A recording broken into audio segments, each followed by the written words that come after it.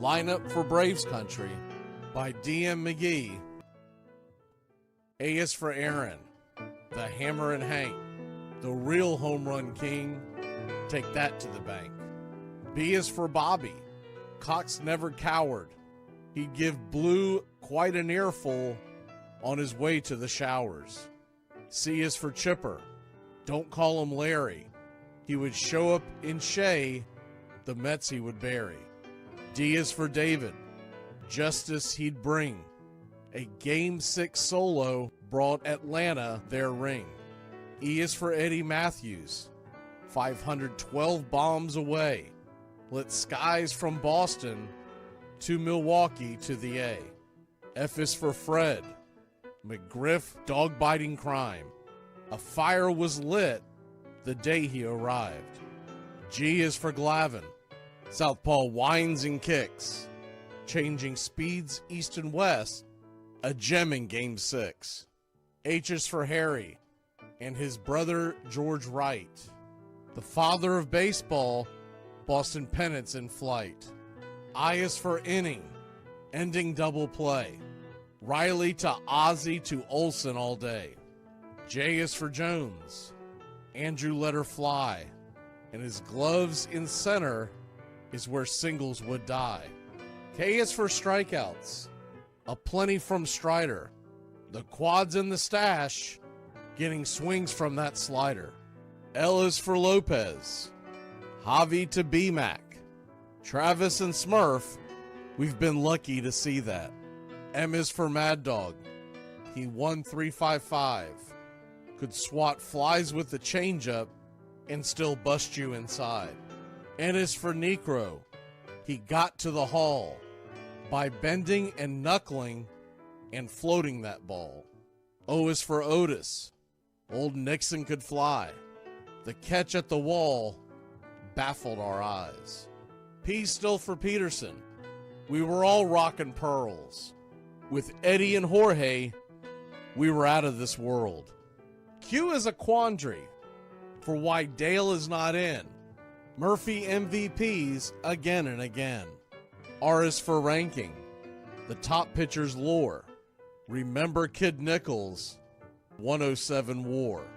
S is for Smoltzy. The big three in the hall. When the game's on the line, you give John the ball. T is for Tyler.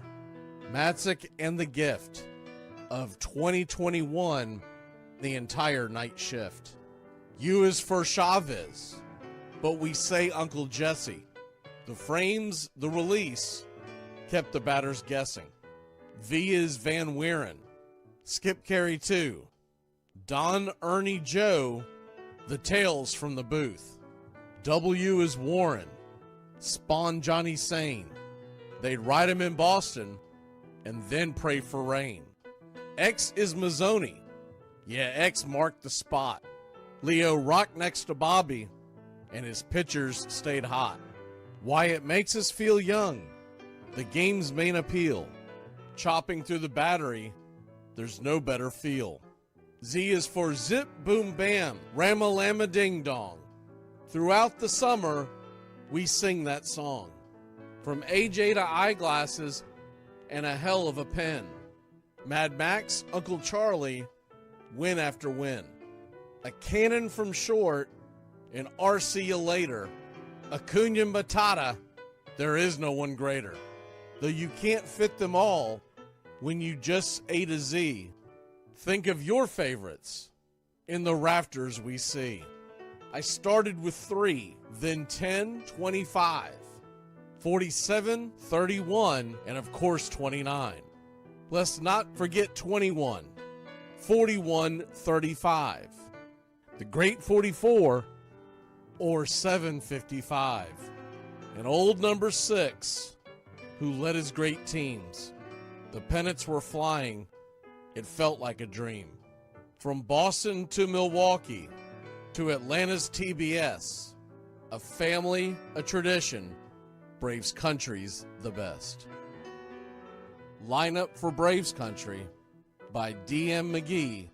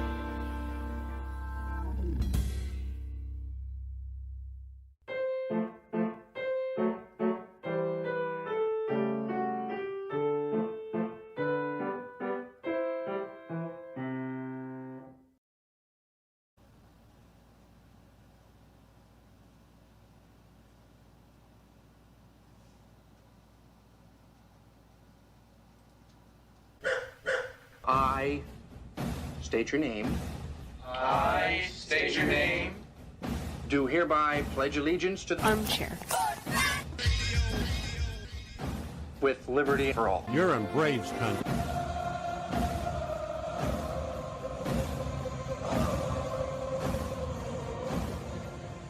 Ladies and gentlemen, please direct your attention now to the area in front of the pitcher's mound for tonight's ceremonial first pitch. You can't drink like me. You can't smoke like me. So don't try and be like me. Let's party together. There's something kind of about a kid that's never played baseball. What the hell's going on out here? Well, scared because his eyelids are jammed and his old man's here. We need a live rooster to take the curse off Jose's glove, and nobody seems to know what to get Millie for their wedding present. We're dealing with a lot of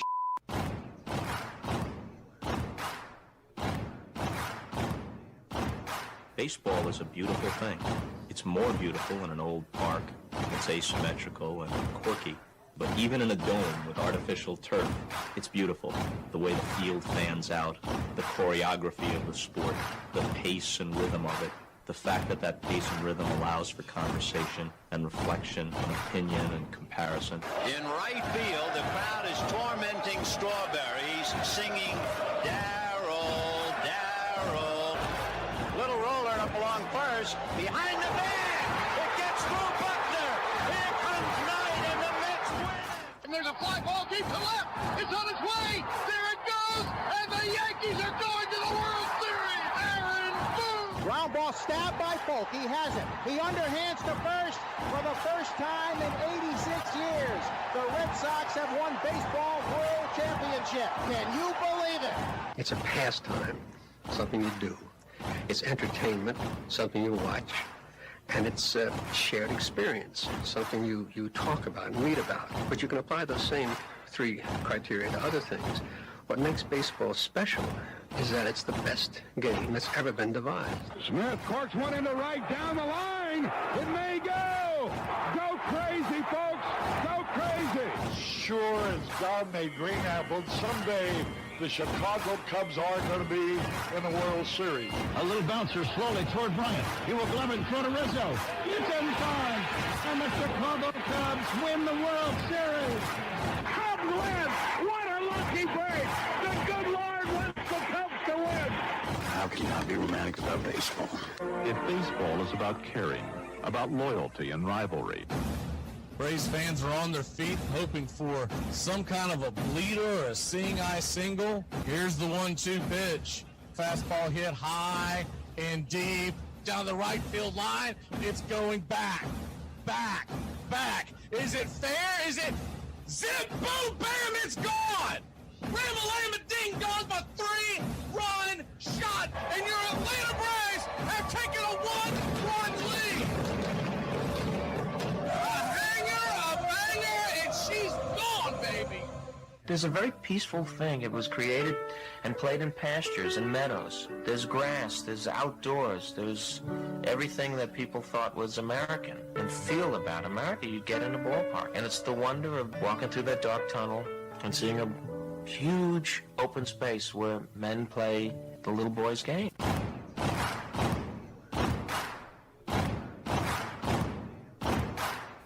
People will come. They come for reasons they can't even fathom. Not knowing for sure why they're doing it. They'll arrive at your door, as innocent as children, longing for the past. They sit in shirt sleeves on a perfect afternoon. They have reserved seats somewhere along one of the baseline. Back when they were children, cheered their heroes. It'll be as if they'd dipped themselves in magic waters. The memories will be so thick, they'll have to brush them away from their faces. People will come. The one constant through all the years has been baseball. America has rolled by like an army of steamrollers, and erased like a blackboard. Rebuilt and erased again. Baseball to mark the time. This field, this game, it's a part of our past. It reminds us of all that once was good, and it could be again. Oh, people will come. People will most definitely come. We're all told at some point in time we can no longer play the children's game. We just don't know when that's going to be. Some of us are told at 18, some of us are told at 40. But we're all told.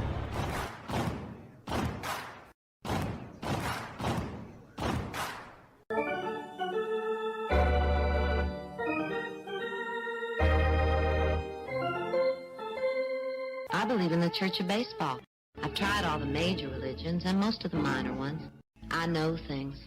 For instance, there are 108 beads in a Catholic rosary, and there are 108 stitches in a baseball. I prefer metaphysics to theology. You see, there's no guilt in baseball, and it's never boring. It's a long season, and you gotta trust it. I've tried them all, I really have. And the only church that truly feeds the soul day in, day out is the Church of Baseball.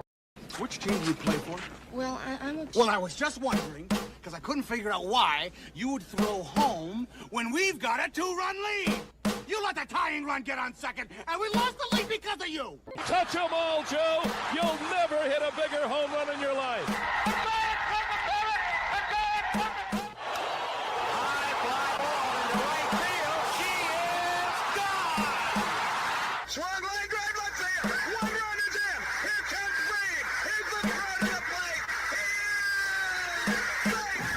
You're in Braves country. If there's a bigger thing going on right now, I don't know what it is. We're down to one strike here. Gurriel, the last hope for the Houston Astros. Here's the 0-2 pitch.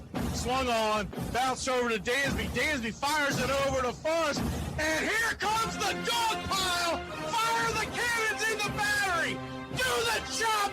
All throughout Braves country, pop that top! Your Atlanta Braves have won it all!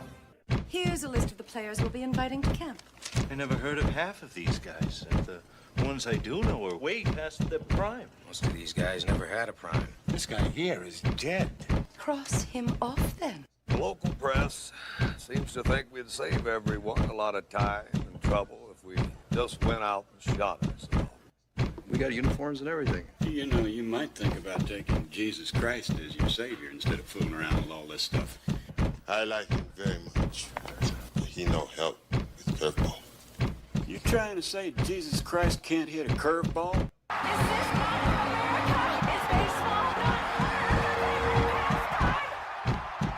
But I'll tell you, these fans are great. Listen to them. Hey, way to go, Rick. All of Ohio loves you. Come on, baby. Come on, Ricky. Come on, Ricky. The game doesn't stink. It's a great game.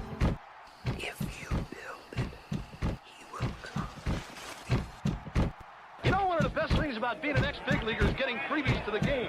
Call the front office, bingo. And once these fans recognize me, I probably won't even have to pay for my light beer. Down in front!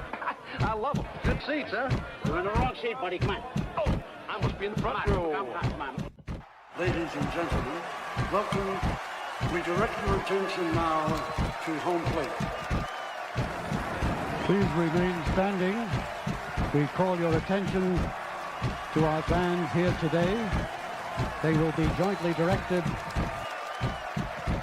And now, another fixture. Our national anthem.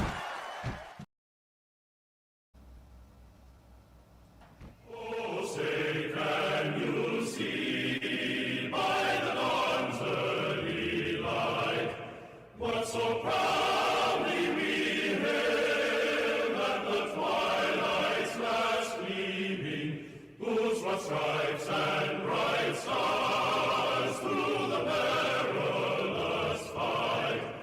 For the ramparts we once were so gallantly streaming, and the rockets red glare, the bombs bursting in air, gave proof through the night that our flag was still there. Oh, say does that star-spangled banner yet wave o'er the land of the free and the home of the brave? At this time, ladies and gentlemen, we'd like to introduce today's teams as participants in this historic game. Play ball! Good seats, hey, buddy? He missed the tag! He missed the tag! He missed the tag!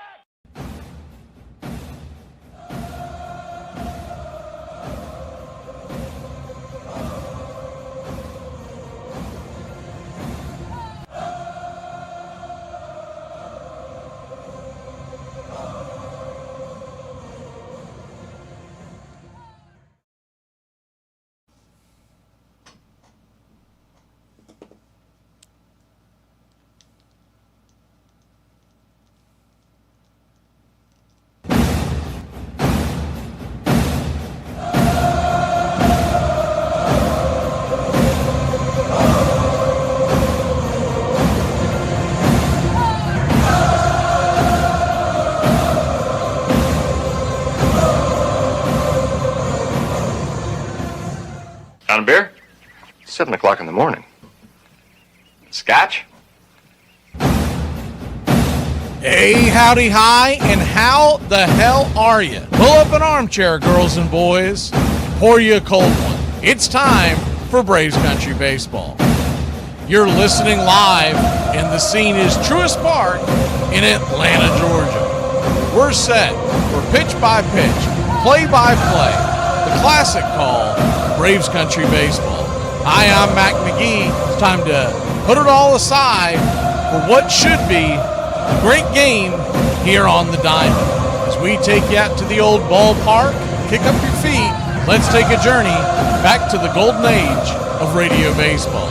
We'll do our best to paint the picture as the game goes along. Roll call is on the way. It's time to join the country club, join in the fun. It's time to chop along. Go ahead and put your game face on. Here are the starting lineups for today's action. Leading off for the Miami Marlins, playing center field, batting 145 on the year, Jacob Marcy. 3 RBI, 6 stolen bases. Batting second, playing second, Xavier Edwards.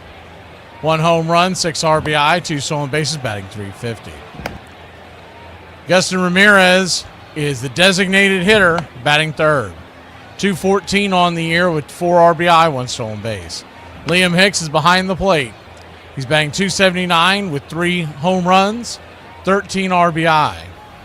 Otto Lopez, the shortstop, batting .327, 2 home runs, 6 RBI, 2 stolen bases. Owen Casey, batting 6th, playing right. 2 home runs, 12 RBI, 1 stolen base, batting .275. Norby is at first and batting 7th. 1 home run and 3 RBI, a .238 clip. Hernandez is in left field and batting 8th, 132 average on the year. 5 RBI, 2 stolen bases. And Paulie is at third, batting 9th. 4 RBI, 1 stolen base, batting .161. On the mound for the Miami Marlins, it's Yuri Perez. He's 1-1 with a .506 ERA and a .138 whip. 16 innings, 18 strikeouts, 13 hits allowed, 9 walks, 4 home runs served. One of the best young arms in the game, but he does struggle with command from time to time. Braves hope to take advantage of that tonight. He'll be going head-to-head with Grant Holmes. Grant Holmes getting the start tonight because of the Ronaldo Lopez suspension. He should be back tomorrow. I play real sports, not trying to be the best at exercising. I'm Teddy Powers! I'm the man who has the ball, so that is why I am better than everyone in the world. Grant is 1-1 with a .255 ERA and a 1.08 whip. 17 innings, 14 strikeouts, 8 walks, 2 home runs served, and 11 hits allowed. Backing up Grant in the bottom of the first inning, leading off and playing right field for your Atlanta Braves. It's Ronald Acuna Jr. Ronald Acuna Jr., 1 home run, 5 RBIs, 3 stolen bases, batting .242. Drake Baldwin batting second behind the plate. A .303 average with 5 home runs, 17 RBI, no stolen bases. Matt Olson batting third, playing first. .290 clip with 4 home runs, 11 RBI. Austin Riley batting cleanup, playing third.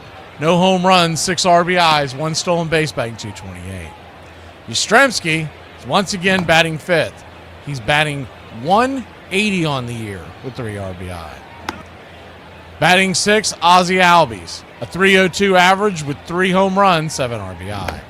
And Dominic Smith is batting seventh. The Dominators, the designated hitter with 3 home runs, 10 RBI, batting .355. We've talked about it before. He should be hitting behind Riley. Michael Harris II is batting 8th and patrolling center field for your Atlanta Braves. 2 home runs, 7 RBI, 1 stolen base, batting .235. First game back after the birth of his child. And Mauricio Dubon is in shortstop position tonight.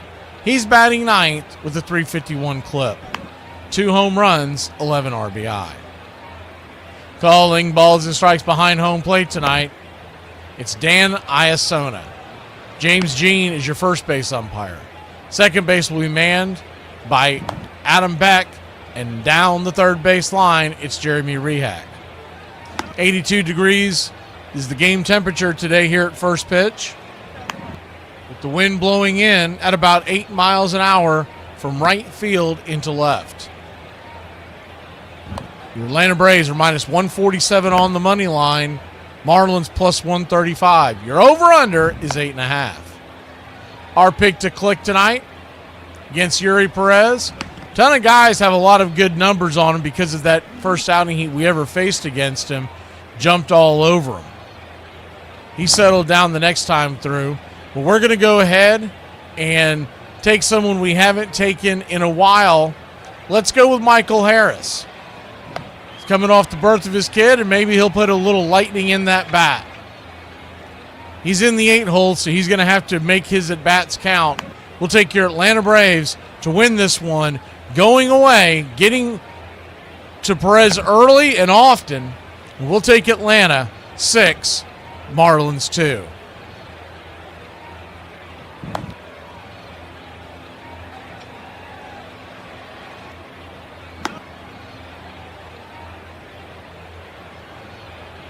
All right, you guys, let's listen up. We won a game yesterday. And if we win one today, that's 2 in a row. We win one tomorrow, that's called a winning streak. It has happened before. So let's see some hustle. Let's jack it up a little. I got a feeling things are about to turn around for us.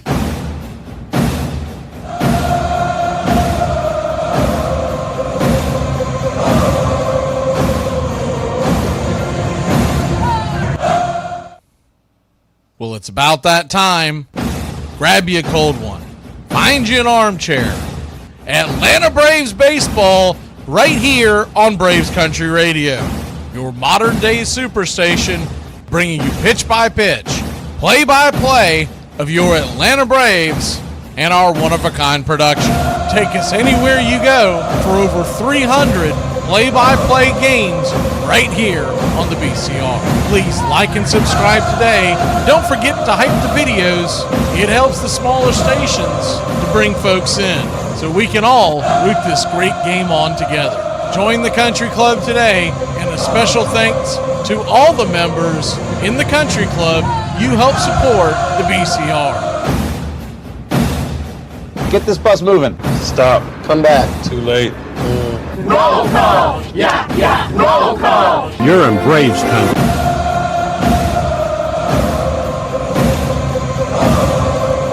Good to see you, Uncle Charlie, in the country club.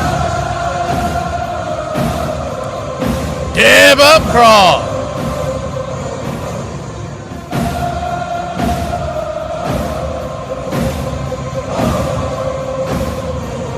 Who else do we have in the club right now? Salty Ron, good to see you. Coco Rex.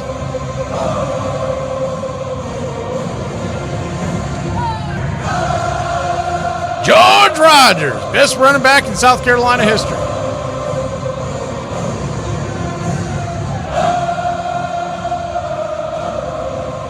Iron Lung, hey, he's here early today.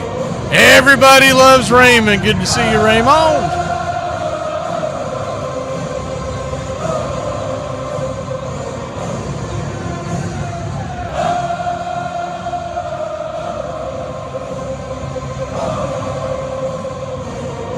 See who else we have here in the club. We got Velvin and Mark, Justin Green. Is PETA in here? Oh, yeah, there's PETA. Sorry, Pete, I'm doing this on my phone because of the having to bring y'all the game a little different than I normally do, so I'm doing this off of my phone. Carrie, good to see you.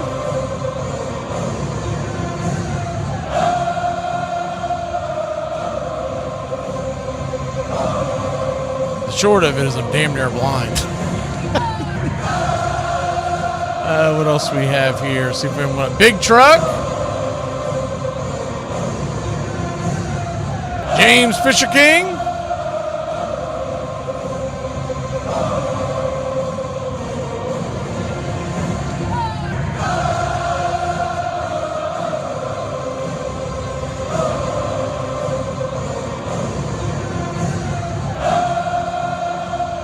Willis.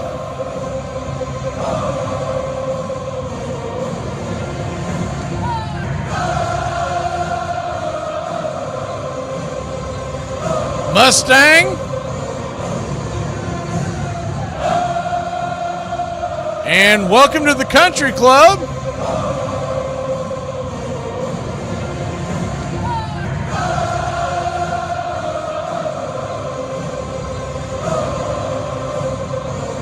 I'm not sure what that says. I don't want to misspeak.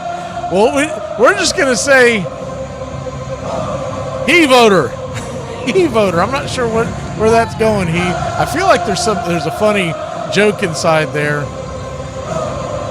But since you're coming into the club, let's go ahead and play the new one. I like this one a lot. We accept one of us. We accept one of us. Gooba gobble, gooba gobble, gooba gobble. One of us. We accept that one of us. We accept that one of us. Gooba gobble, one of us. Gooba gobble, one of us. Gooba gobble. Shut up! Oh my God!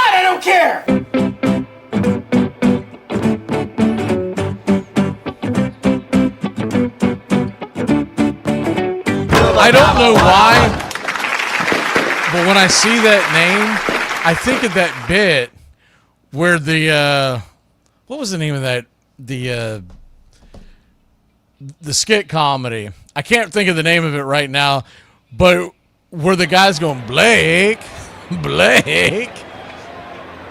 You say your name right, Balaki. Whatever that guy's name was. That's the first thing that I see when I see he black the voter. I think of Blake. Anyways, welcome in. We got a few minutes before first pitch. Let's get our game face on. What is the name of that? Somebody's got to know. I can't be the only one that watched it. Anyways, funny skit comedy show that was on about a decade ago. I see the one guy in commercials all the time now.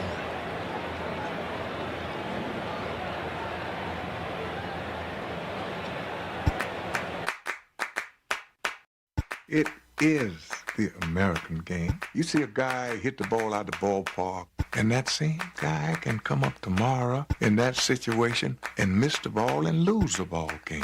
Can bring you up here, it can bring you down there.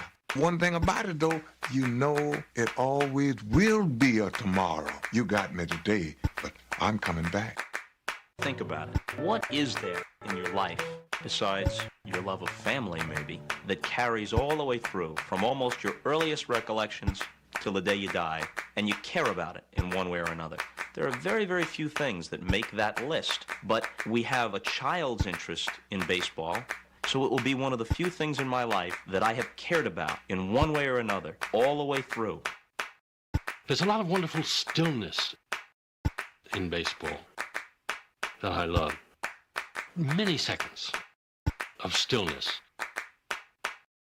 When the pitcher has got the sign, the batter is crouched, the ball players all lean forward with their hands on their knees, and then very shortly the ball is delivered.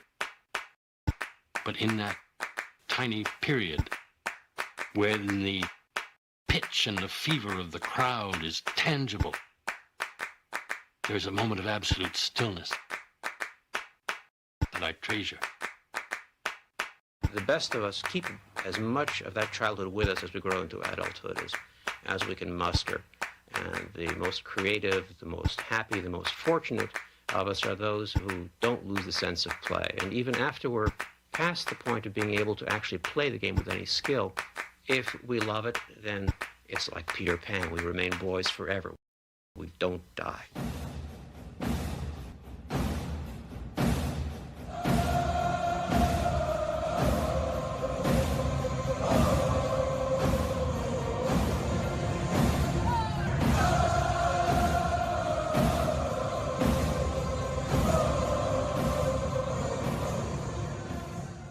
Ladies and gentlemen, we interrupt our program of dance music to bring you a special bulletin from the radio news. Sit quietly and we will control all that you see and hear. There is nothing wrong. You are about to participate in a great adventure. You are about to experience the awe and mystery. You unlock this door with the key of imagination.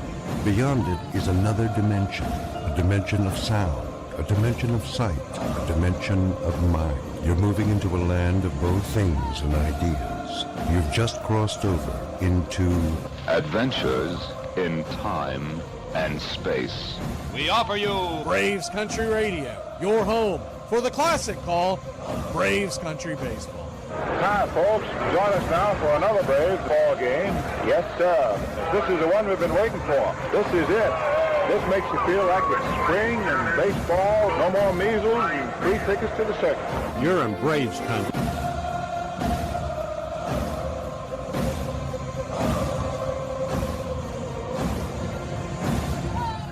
This is a reminder, disorderly conduct will not be tolerated. Please respect your fellow fan and refrain from any unruly behavior. Failure to comply with these guidelines will result in ejection.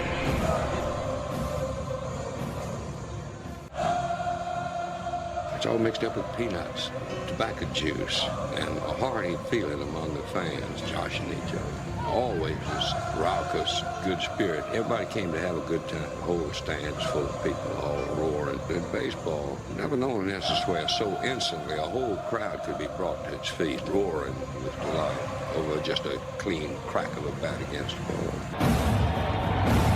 A lot of room in right center. If he hits one there, we can dance in the streets. Line drive and a base hit. Justice has scored the tying run. Green to the plate. And he is saved.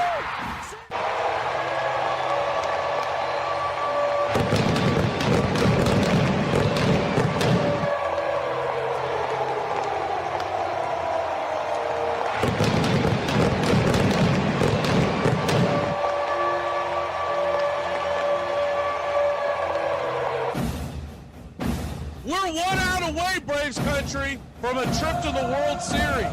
Whatever superstition you've got, do it. The entire city of Atlanta, the entire South is standing on their feet, trying to will the Braves into the World Series. Here's the 1-0 pitch. And swung on and ripped over to Dansby Swanson. Dansby's got it. He fires over first.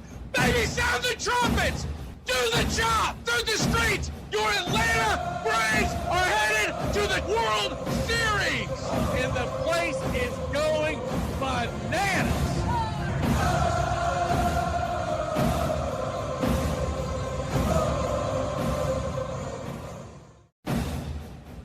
Although edited, tonight's thriller contains suspense and violence which may be unsuitable. Parental discretion is advised.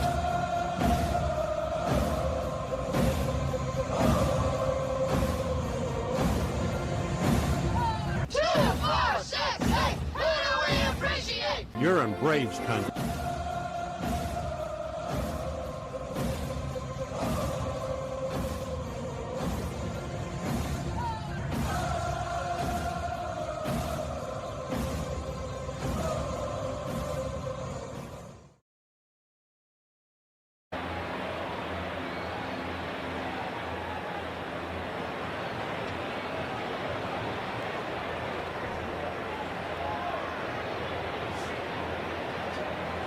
Welcome in, Braves country.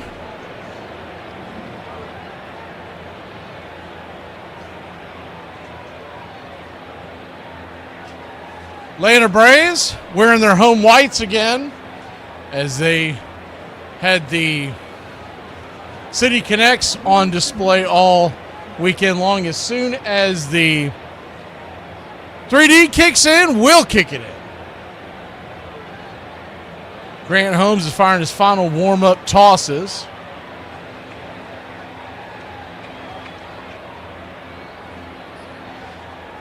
The Fish are wearing their road grays.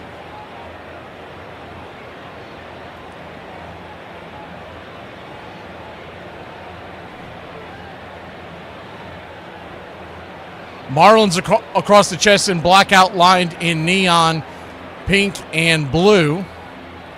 Braves with their classic Braves across the chest in red outlined in navy. Tomahawk underneath, the same striped in yellow or gold. Striping down the heart of the chest and on the sleeves in red outlined in blue. And you got a blue ball cap with a red bill, the white A representing the city of Atlanta with a classic, iconic looks in all of sport. We're just about set. Grant Holmes comes set, and yes, sir! It is baseball time in Braves country. The first pitch on the way is swung on and popped up high down the line, and it's going to be caught by Ronald Acuna Jr. F9 your scorecard, one away. Left to right across the outfield for your Atlanta Braves, it's the Yaz, Harris, and Acuna. Around the horn, third to first, Riley, Dubon, Ozzie, and Olsen. The Drake is behind the plate tonight, and of course, Grant Holmes is on the bump.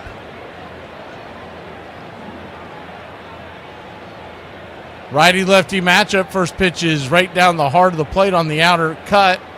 Four-seam fastball to Xavier Edwards, who's batting .350 on the year. So I'm a little surprised he's not leading off. I don't understand. Maybe a Marlins fan can explain that. The 0-1. Upstairs. Misses. 1-1.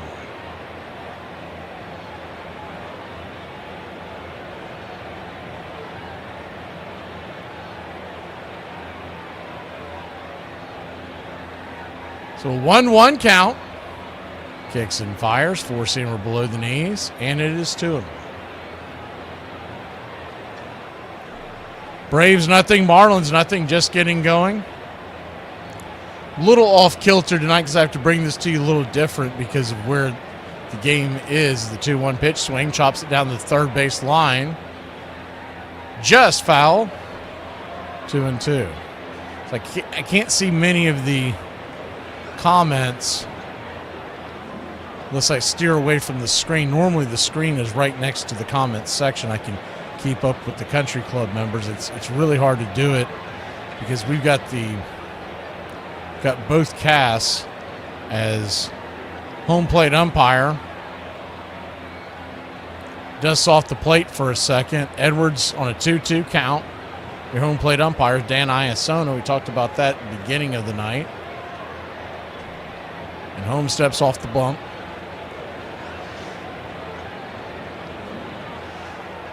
A little bit of a delay here. Also going to see how far out in front or if I'm right on point with the play on the 3D. Is the 2-2 pitch. Edwards digs back in. He'll kick and fire. Swing and a miss, strike 3. And there's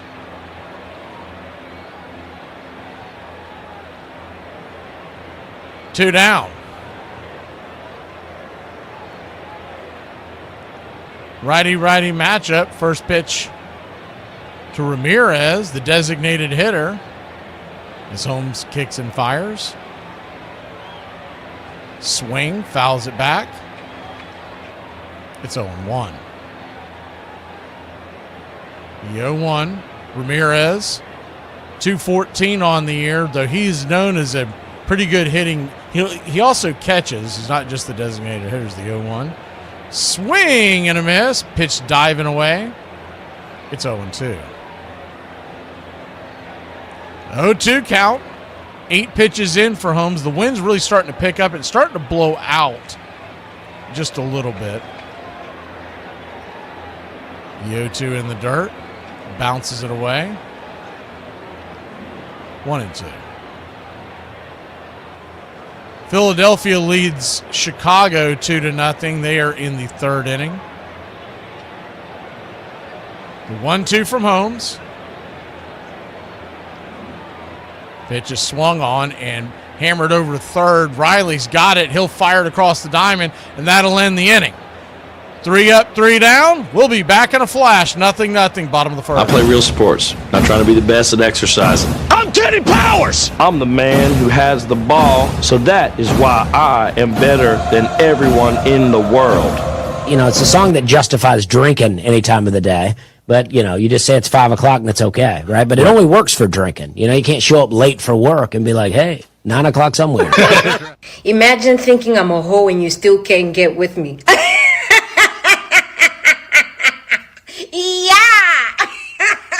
Here are some baseball facts that you might not have known. Wade Boggs was one of the greatest contact hitters to ever play the game. He was also known as a guy who had some weird superstitions. He would field precisely 150 ground balls before games, he would start his batting practice at 5:17 p.m., and he would run sprints at 7:17 p.m. Additionally, he would write the Hebrew word Chai, which means life, in the batter's box before every at-bat, even though Boggs isn't Jewish. I just stopped in for a little drink to settle my nerves before I go to work. What sort of work do you do? I'm an airline pilot. I was on a flight from New York to L.A. a couple weeks ago, and the plane lost an engine. Oh, don't worry, it'll turn up. There's a lot of pressure being applied. It's quite a sobering thought to realize that there are hundreds of people on my plane all depending on me. If you don't like me, just say that. Okay, I don't like you. Why would you say that? It's so mean. These are the saddest of possible words. Tinker to Evers to Chance. Trio of bear cubs and fleeter than birds tinker to Evers to chance, thoughtlessly pricking our gonfalon bubble, making a giant hit into a double. Words that are weighty with nothing but trouble, tinker to Evers to chance. Well, I'm of the school that believes that we know the names Tinker, Evers, and Chance more because they fit the metric requirements of Franklin P. Adams' poem. Evers was a great ball player. Tinker was a damn good shortstop. And Chance could hit well. But if you look at their record, they didn't make any more double plays than anybody else in the league at the time. They just sounded awfully good. Welcome back. First pitch on the way to Ronald Acuna Jr. Misses out of the zone. It's 1-0. Righty-righty matchup. Yuri Perez, and he can bring it. You'll see him throw the fastball up into the high 90s. With the 1-0. Kicks and fires. Swing and a miss. It's 1-1. Thank you for the channel support there, Salty Ron. As soon as we finish this at bat, we'll play your tune. The 1-1 pitch. Perez rocking, looks like a purple glove tonight, along with Acuna's purple shoes. The 1-1 pitch. Swing and a miss. 99. He's bringing it. It's 1-2. 1-2 count.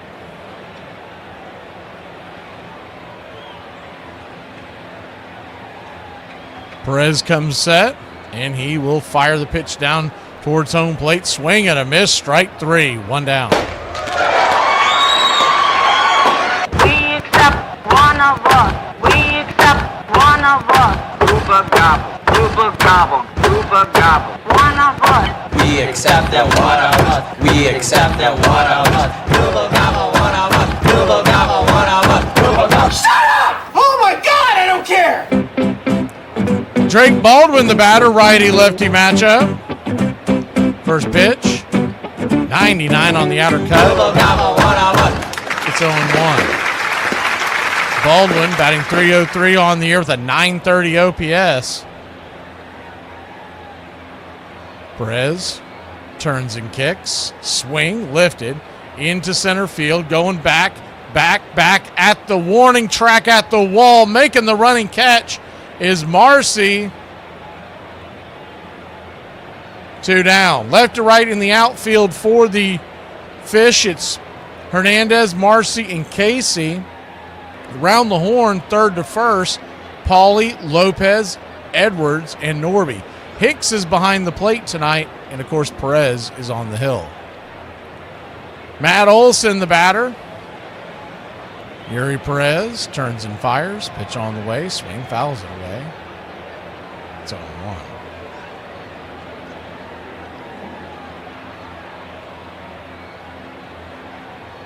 The 0-1.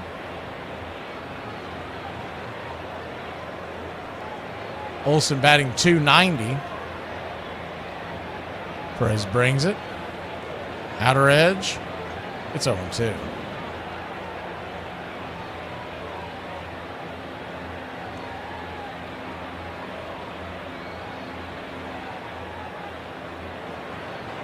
Excuse me, 1-1. The 1-1. Swing and a miss. Slider down and in. 1-2.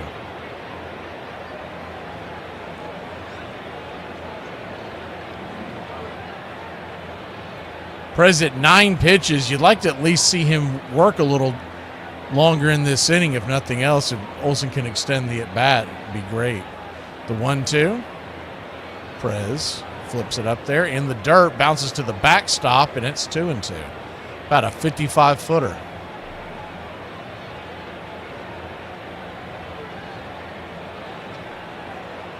Two count. Good to see you, JC. Who else has come in here since I've blinked? The 2-2 pitch.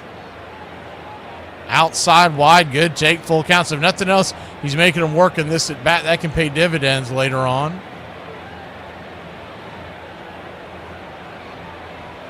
Full count. Perez turns and fires. Swing. Fouls it away. Do it one more time.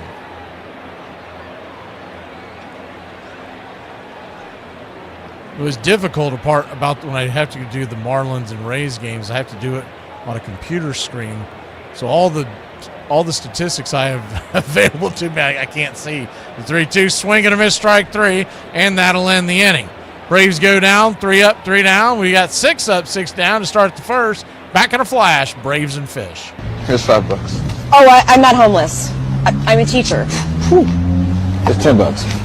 In baseball, with so many stats, often players are overlooked or fall off the radar. Here's the career of Paul Molitor. First off, he could play multiple different positions. Over the course of his career, he played every position but pitcher and catcher. In 29 career postseason games, he batted .368, which included a .418 average in the World Series. Let's also not forget his 5 hits in Game 1 of the 1982 World Series, which still remains a record. Do it with his bat, he also did it with his legs. He reached double digits in stolen bases in every year of his career but his last. He always put the ball in play. Not once in his career did he strike out 100 times. His .326 batting average on balls in play was 40 points higher than the average player during his playing career, which made him even more of a threat. His 75.7 WAR is the highest among designated hitters. Even though he played 1,174 games as a designated hitter, he still had a huge impact on the game even when he wasn't playing the field. Most people forget he has the 5th best hitting streak of all time. His 39-game hitting streak in 1987 remains the longest since Pete Rose's 44-game hitting streak in 1978. His 3,319 hits rank him 11th all time. He is one of 5 players in MLB history with at least 3,000 hits, a .300 career batting average, and 500 stolen bases. So it's hats off to you, Paul Molitor, for one of the greatest careers that we just don't talk about enough. I want you. I want to get to know you. I like you. No, you don't! You just want to touch my private parts! This is not a petting zoo! Ball players have to be able to cope with defeat more constantly than anyone else. It isn't just that they lose 4 times out of 6, it's they have to play again tomorrow. And if they lose tomorrow, that's 2 in a row. In a week, you can lose 7 in a row. A losing streak can mount up on you so much faster than a winning streak that it's a kind of terror that grips a team. It's like the spooky music that runs under baseball.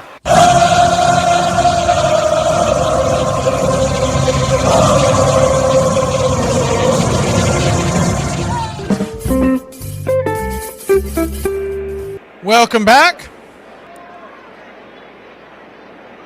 0-0 your score. Braves and Marlins. First pitch on the way. Swung on and fouled back. Hicks the batter. And of course, Holmes on the bump. It's 0-1. The 0-1.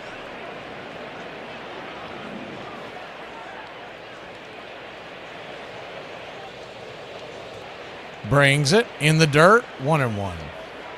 What you'll get from Grant Holmes tonight is typically he's got a pretty good mix of pitches, almost turning into a kitchen sinker, but he does rely heavily on the four-seam and slider at 41 and 40% respectively. He's the 1-1 inside, slider misses 2-1. He's got a curveball that he throws up there about 8% of the time, and the sinker 6%. And to keep you off balance, he also has a changeup and cutter that he tosses in a combined 5%. The 2-1 pitch, swing, slaps it to the left side. They're playing him pretty straight away, so that's going to be a 6-3, 1 down. They were doing the shift like they normally do. That's going to creep into left field. But instead, 1 up, 1 down here to start the second.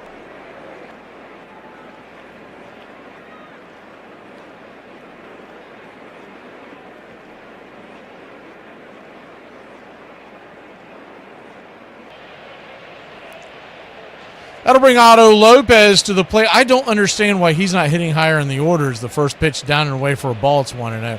Not only does he have elite speed, and we've talked about him in the past. He's the guy that we've talked about, man, if the Braves could get a hold of him, put him at shortstop for the next 10 years, you'd love it.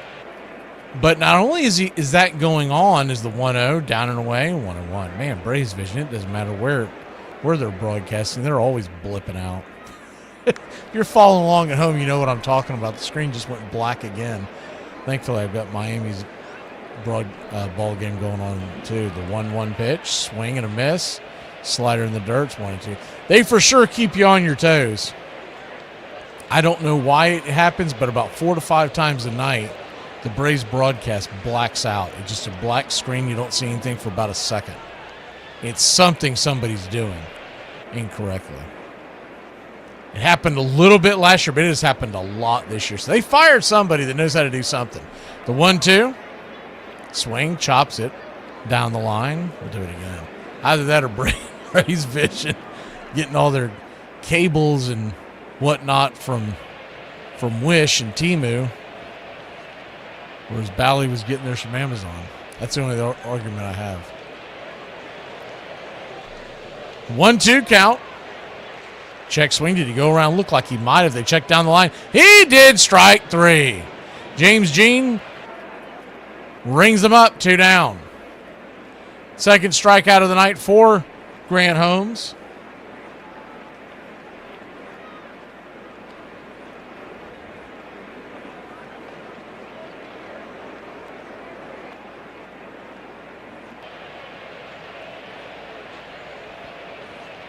Righty-lefty is Owen Casey, another youngster that they're high on here in Marlinsville.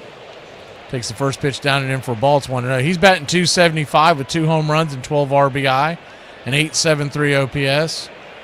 Him and Marcy, they kind of look at them as a 1-2 punch in their outfield for a long time. When you got Lopez and Edwards up the middle, they're just trying to figure out the rest of the offense. The 1-0, down and in 2-0. 2-0 count. Really is remarkable. Charlie, you're talking, well, there goes the screen blacking out again. Yeah. Braves Vision is just so trifling. The 2-0 pitch, swing, chops it over to second. It's going to be a 4-3 put out, and that'll end the inning. I'll try not to have some kind of a fit and find something to bite so I don't chew on my tongue. It's 0-0, bottom of the second. Okay, not to exaggerate, but I feel like I'm already tired tomorrow. Here are some baseball facts that you might not have known. For those who don't know, normal human eyesight is 20/20 vision. A research study found that the average baseball player has 20/13 vision, with the top 2% of MLB players having 29.2 vision. That means that some baseball players have vision that's more than twice as good as the normal human. Okay, few rules. 1, no smoking. Cigarettes or drugs? Both. Oh, come on. How long does this class even last? Like an hour. What? All right, I'll smoke in the car before we go in. 2, no swearing. Are you me? Ralph. Are you crapping me? 3, no knives. What if there's an attack? It's a bunch of children and mothers in a pool. That's exactly when I would attack. Hey, Braves Country, this is Mac McGee with Braves Country Radio. We are bringing you pitch by pitch, play-by-play of your Atlanta Braves all year long. Please like and subscribe today. It's free, and it helps us bring you more of the game we all love. Braves Country Radio, your home for the classic call of Braves Country Baseball.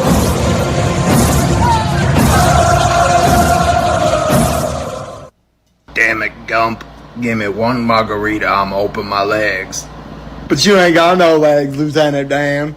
For nearly 20 years, a vaudeville comedian and baseball fanatic named DeWolf Hopper had been reciting a lengthy poem by Ernest Lawrence Thayer called Casey at the Bat, a ballad of the Republic. He had first tried it out on a Broadway audience in 1888 and gotten such applause that he kept it in the act. He would go on to recite the poem more than 10,000 times.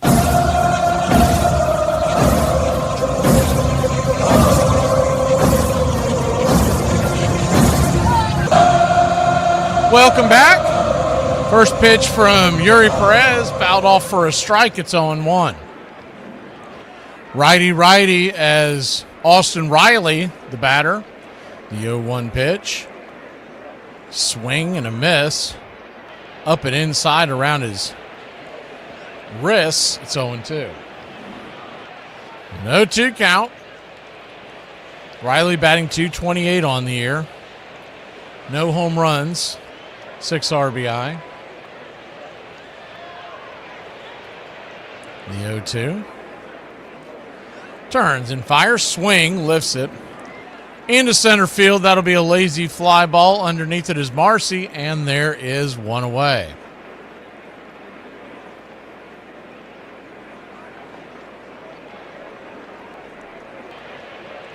One up, one down. Good to see you, Tree Nug.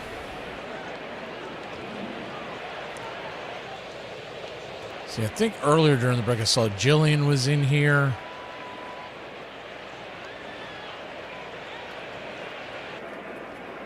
First pitch on the way is outside wide to the Yaz. Misses for a ball. It's 1-0. Oh, I saw Scott in here. 1-0 count. Oh, and the YouTube handler. I had that jotted down too. Yuri fires it to the plate. Swing, lifts it into center field. Another lazy fly ball, and that'll be another F8. And there's 2 away.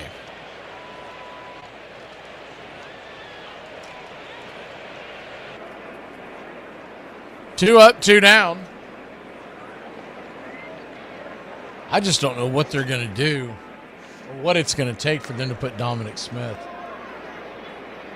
behind Riley. It just makes so much sense. And I know he's not going to be there every night. He's not going to hit versus lefties, but when righties are on, is the first pitch swinging, pops it down the line, foul. It's 0-1.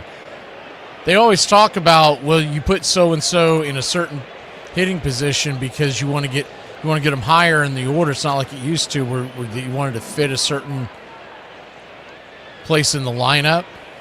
Is the 0-1 swing and a miss? It's 0-2.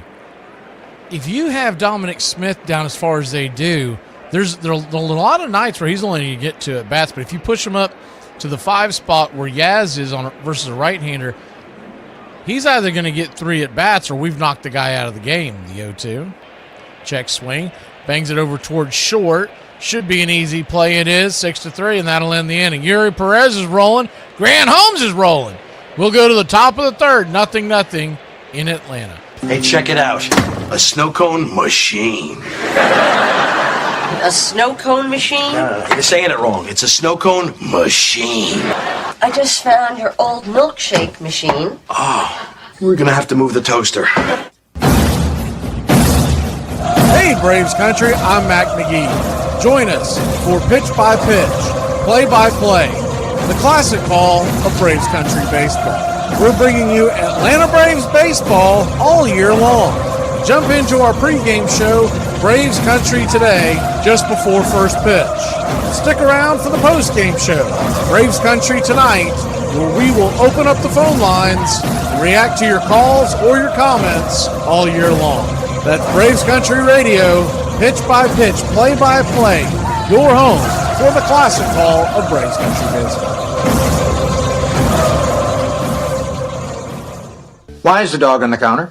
He likes to be tall. Here are some baseball facts that you might not have known. Joey Votto is one of the most patient, disciplined players in the game, and he could be a future Hall of Famer. He also has a ridiculously low pop-up rate over his career, which is at about 2%. Between seasons, baseball's brightest stars supplemented their salaries on the vaudeville circuit. Outfielder Turkey Mike Donlin of the New York Giants married an actress and performed with her on tour. Cap Anson recited a monologue written for him by George M. Cohan. Even Christy Mathewson once played the Palace. John McGraw, who had no act, he didn't sing, he didn't dance, not that the other players necessarily did, but they tried. John McGraw would go on the vaudeville circuit in the off-season and simply be John McGraw. He would recite, he would answer questions. It was a sort of a Chautauqua form in a low-life territory.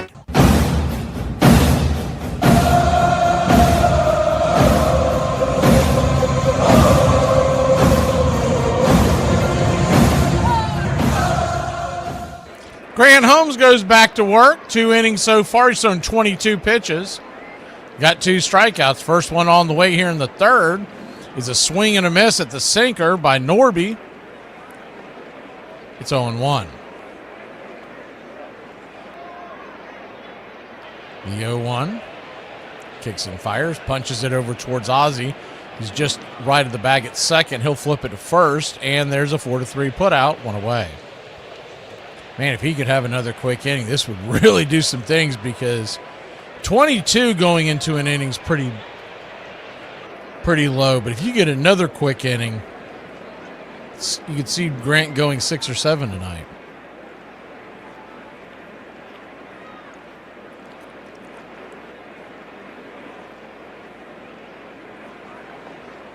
Quick delay rule as Hernandez comes to the plate. Not sure what that was about, but needing a second to regroup.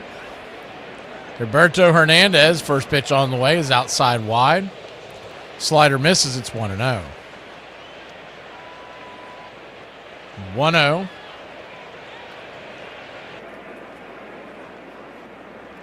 Kicks and grips. Swing, chops it off his instep. It's 1-1.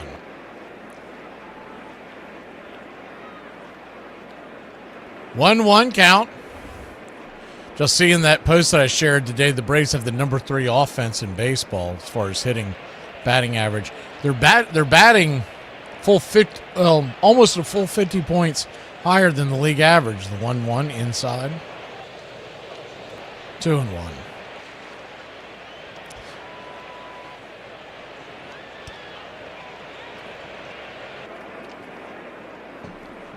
Two one count. Swing. And he'll pull it on the carpet over towards Riley. Riley's got it. Fires it to first.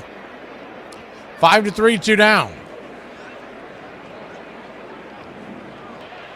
It's amazing to see that number because the Braves for the last several years have been just swinging for the fences. Low batting average, even on the years when they've put up the offensive numbers like in 2023. They weren't really known for getting on base. It was more just, I call it 1970s American League ball. Is the first pitch here to Paulie. That ball's dribbled over to first. 9 up, 9 down for Grant Holmes. We go to the bottom of the third. Nothing. You know that thing that's in your head that tells you when it's time to stop talking? Where do you get those? Here are some baseball facts that you might not have known. Gene Autry was a man born in 1907 who you might know as the singer of Rudolph the Red-Nosed Reindeer. On top of being a singer, an actor, and a soldier, Autry was also a fan of baseball. In fact, the man who sang Rudolph was also the man who founded the Angels. Who do you think is the player with the most Gold Glove awards? You might think of guys like Ozzie Smith, Brooks Robinson, or Willie Mays. But the actual answer is Greg Maddux with 18 Gold Gloves. Is tomorrow Friday? Yeah, why? Cause I think I'm gonna get a little loosey-goosey. But more loose than the goose. Cause the goose be violent. Hey, Braves Country, this is Mac McGee with Braves Country Radio. We are bringing you pitch by pitch, play-by-play of your Atlanta Braves all year long. Please like and subscribe today. It's free, and it helps us bring you more of the game we all love. Braves Country Radio, your home for the classic call of Braves Country Baseball.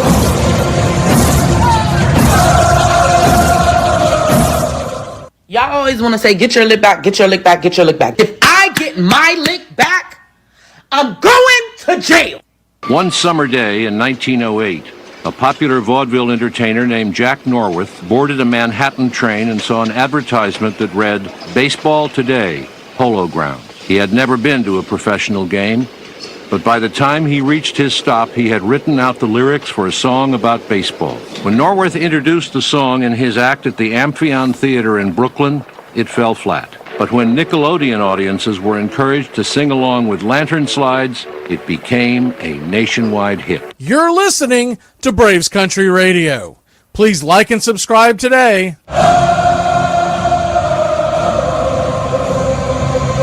Coming to the plate here is Dominic Smith to start off the inning. First pitch on the way. Swing, slaps it towards left center field. That ball's going to get down for a base hit. That ball's going to get near the wall, and Dominator is coming around first, heading to second, and it's a leadoff double by the Dominator.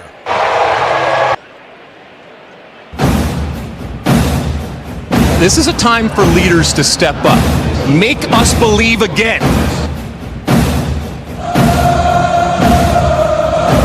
Ripped that one into the gap. It's always good to go shopping in the gap on a Tuesday night, Monday night. Michael Harris the second. First pitch on the way, swing and a miss. Starts him off with a strike. It's 0-1. The 0-1.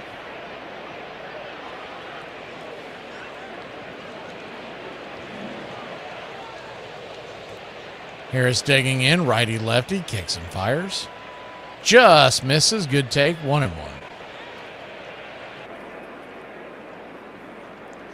1-1 count, batting .235 on the year with 2 home runs, 7 RBI, a .637 OPS, so a fairly slow start for Harris, but not nearly as bad as last year's. The pitch on the way, swing and a miss at the curveball. It's 1-2. You remember last year, it took him forever just to get to 200, and then he caught fire and got up around 250 and did a nosedive again. He had 2 hot streaks last year that made his numbers not look nearly as bad as they were. But we all remember how much he struggled. The 1-2, down and in, 2-2. He's got a different approach this year. So far, so good. I still think we're better off having him hit 9 with a right-hander with Acuna on deck. I mean, let this man see as many fastballs as he can with Acuna on deck. Instead, he's got Dubon behind him. I just think there's more value in that. The 2-2. Swing. Slice it straight back. Slider. And we'll do it again. And Dubon's hitting well. But he's hit all over the line no matter where we've put him. You also break up that lefty-lefty between Smith and Harris if you would have put Dubon at the 8 spot. But I'm really more, if I'm going to die on a hill, it's to put Dominic Smith at 5 and put Yaz down at 7. The 2-2, outside wide 3-2, 100 miles an hour, nowhere near the zone.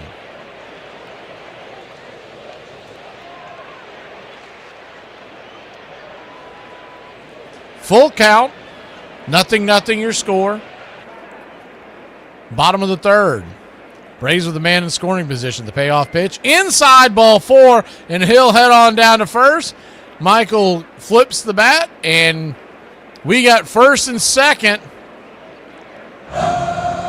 Nobody out, and Dubon coming to the plate.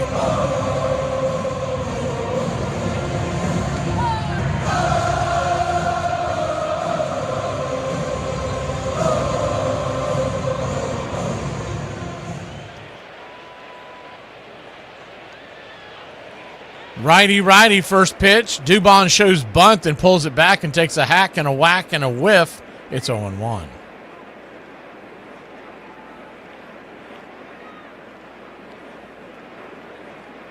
The 0-1.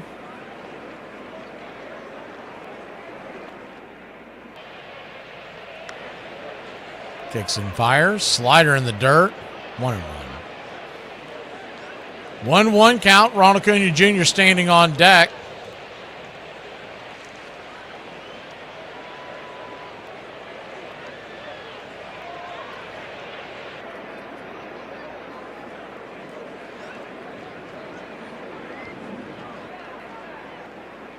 Perez, his 32nd pitch of the night. Swing! That ball's ripped down the left field line. Sweeper. Foul. 1-2. You'd love to at least just get the runners over to set it up for Acuna, where a fly ball would give you the lead. Braves nothing, Marlins nothing. Bottom of the 3rd. The 1-2. Down and away. Ball 2, 2-2. The deuce is wild now, 2 on.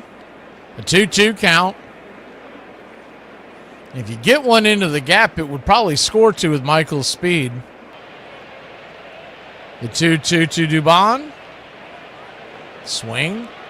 Bangs it foul down the right field line. We'll do it again.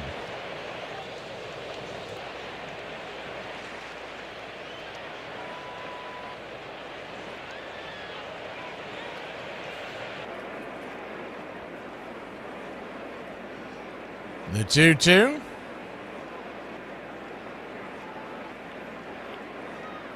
Perez fires it. Swing, pops it up. High back behind home plate. Discarding his mask and making the catch is Hicks, and there's one away. So Dubon failed to get the runners over.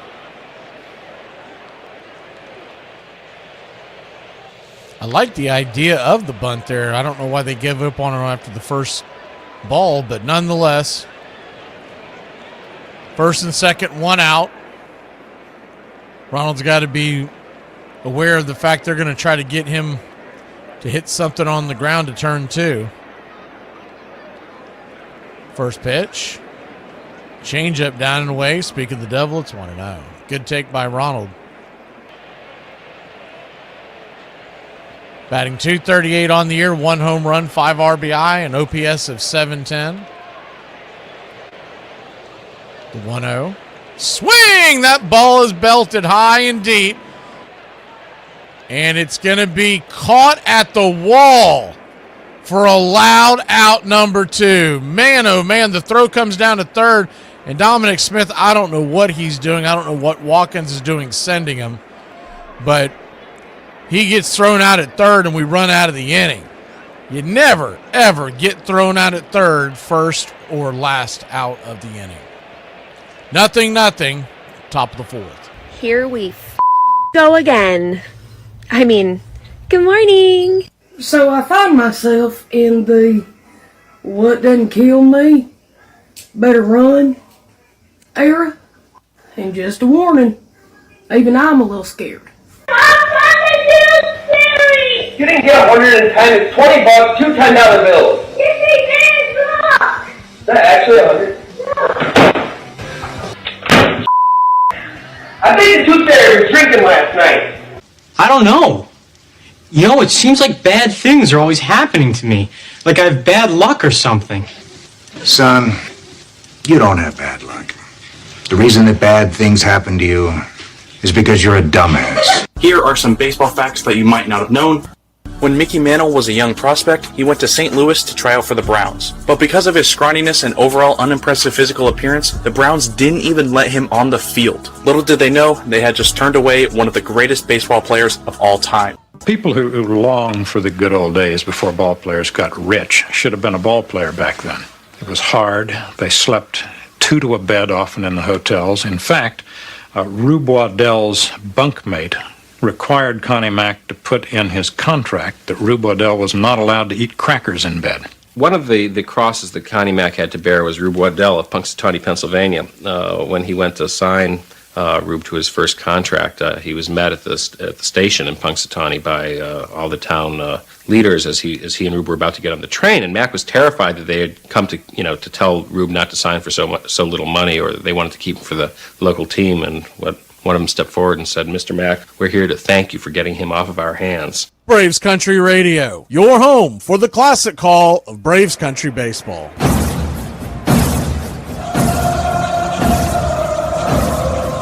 Grant Holmes will go to the top of the 4th inning. He's had a clean 3 innings so far. Back to the top of the order, Jacob Marcy, the batter. First pitch swinging, four-seam fastball in on his hands. Bangs it down the line, foul. It's 0-1. The 0-1. Braves are 2 games in front of Miami in the standings. The 0-1 pitch. Right there on the outer edge. 0-2.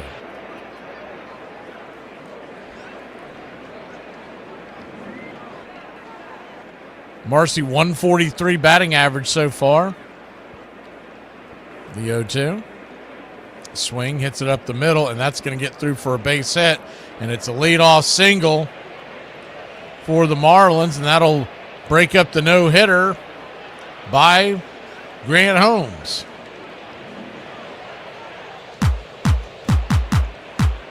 I get less excited about those every year because the odds that they're going to let a guy pitch 9 innings nowadays is just basically a 1% chance. And a combined no-hitter, I don't put any stock in. First pitch is going to be, instead of going to the plate, Holmes goes to first.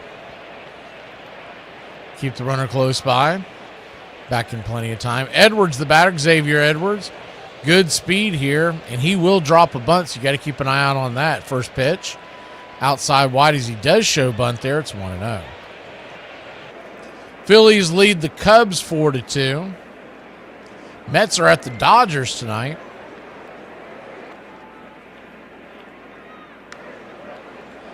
The 1-0. Bangs the four-seam fastball near the third base dugout. It's 1-1. Out-of-town scoreboard looks like this. They're in Philadelphia, and the Phillies lead the Cubs 4-2 in the 5th inning. Diamondbacks lead the Orioles in Baltimore, Maryland 4-1 in the 5th. They're in Pittsburgh, Pennsylvania, the Steel City. And the Pirates lead the Nationals 5-1. In the Bronx, the Yankees lead the Angels 4-0. They and the Mets are on a 5-game losing streak. They were talking about it today. I heard as I was getting ready, is the 1-1 outside wide, 2-1. You don't think about it much because 5-game losing streaks in baseball happen all the time. But when the same two teams in the same city, both with payrolls of over $300 million,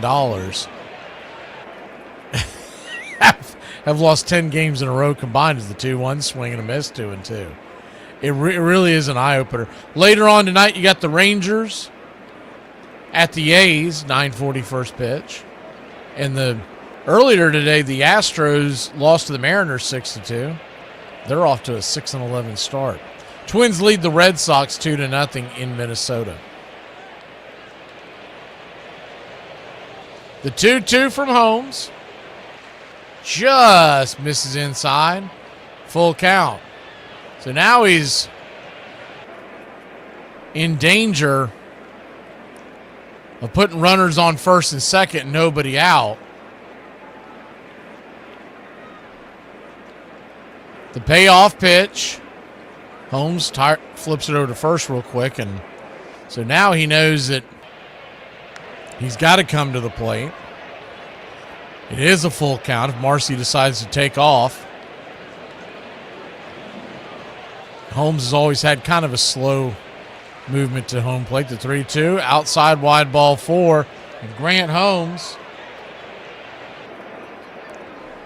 has walked Edwards, and it's first and second with nobody out. Thank you, Joyce. We accept Happy anniversary. We accept one of us.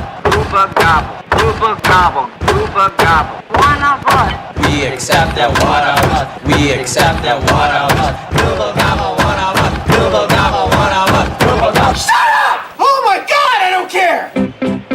Augustin Ramirez, righty-righty matchup. First pitch is a slider in the dirt, bounces away. Drake has to chase it out there towards the mound. It's 1-0.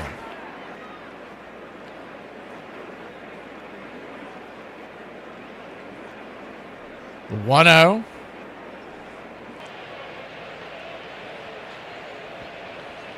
Kicks and fires. Nope, going to flip it back to second. Man, he almost got him. And Ozzie just raised his hand. Does he want them to check it? Ozzie thinks he got him. And whether or not they have a good enough camera angle is a totally different story. They do not want to check it. See what this looked like.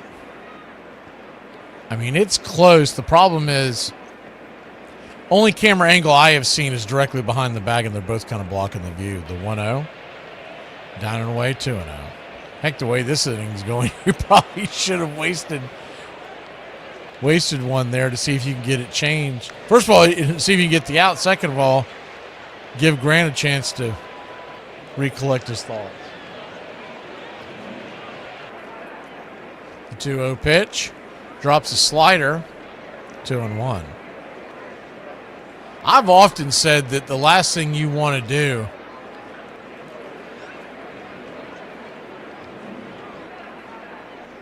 with these challenges, sometimes you just want to break up the momentum. The 2-1 pitch, swing and a miss, slider, 2-2. So a 2-2 count. Well, Raymond, I mean, Iron, I'll play you, but you got to do it at a normal time. I'm not going to be up till midnight. Nothing, man. You live on the other side of the planet. The 2-2 spins back.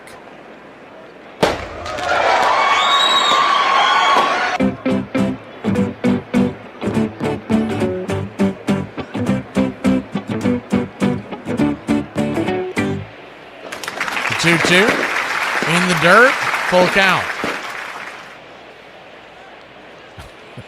I don't know what y'all are talking about, how Raymond is scared. I'm sure there's an inside joke there somewhere. So a full count here. First and second, nobody out. The pitch on the way. Check swing. He's loaded the bases. I think Ramirez forgot the count because he was standing there about to take another pitch. The umpire gave the signal, and now the bases are loaded. Nobody out. Ducks all over the pond. Drake Baldwin's going to go out there to talk to him. This would be a terrible time for them to send Hefner out there, too.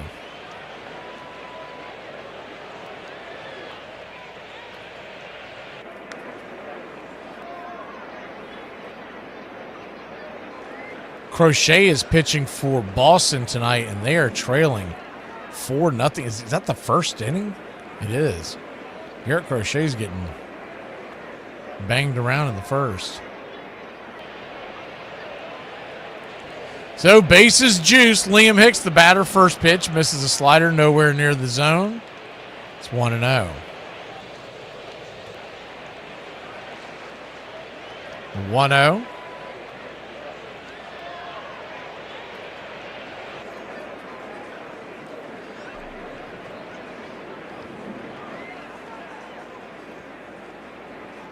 Brings it.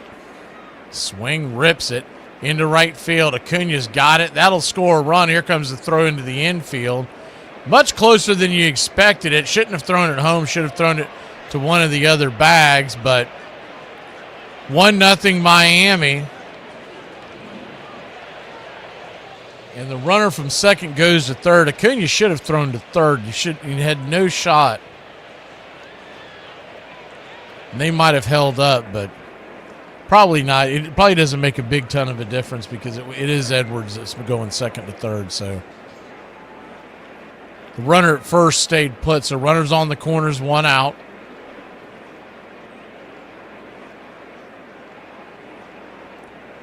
The infield will now play double play depth. Lotto Lopez, very good speed at the plate. First pitch swinging, smacks it through the hole, and it's 2-0 Miami. 2-0.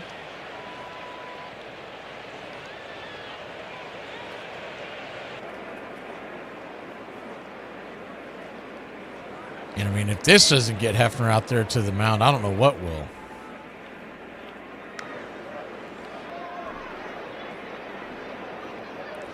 That was a hanger right up in the middle of the zone. No, he's not coming out there. So here we go. Casey, the batter. First pitch, nowhere near the zone. High and out of the zone. It's 1-0. Righty-lefty matchup. Braves trail 2-0. Owen Casey, the 2 home runs on the year. The number 6 hitter, the pitch, nowhere near the zone. Four-seam fastball, 2-0.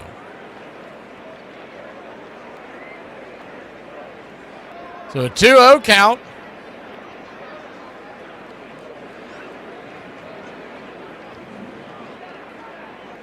Brings it. Swing and a miss. Slider inside. 2-1.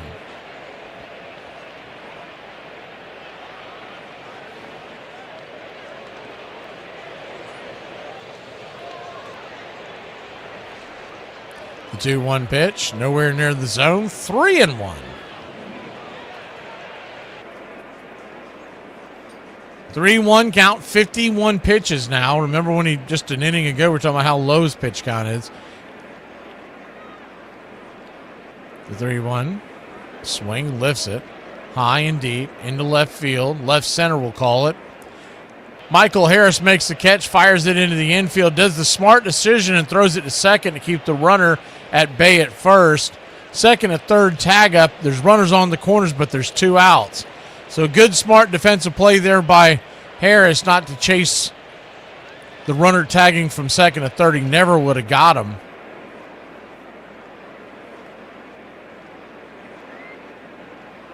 They were showing Lopez, and he tagged up at first, started to dart to second because he was expecting the throw to go to third. When he realized the throw was coming in, he turned around and dove back to the bag. The whole time, Matt Olson was getting a big laugh about it. He was like, what are you doing, man? He's like, I'm just making sure I don't do anything stupid out here. Connor Norby, the batter, 0 for 1. Runners at the corners, 2 outs. First pitch. Yep, he's going to flip it over to first. Keep Lopez close by. Probably not a bad idea to keep an eye on him. Grant Holmes is just never known to have a great move over there to first. But if you can keep the runner guessing as the first pitch is swinging, chopping through the hole, and the defensive shift is going to bleed through another run, it's 3-0 Miami. Braves were pulling the infield back into the left, and he shot it through the right side. Drake was set up on the inside, but the ball ended up on the outer part of the plate, and that played right into the hands of Norby, and it's 3-0 Miami. Hefner's finally going to come out there and talk to him.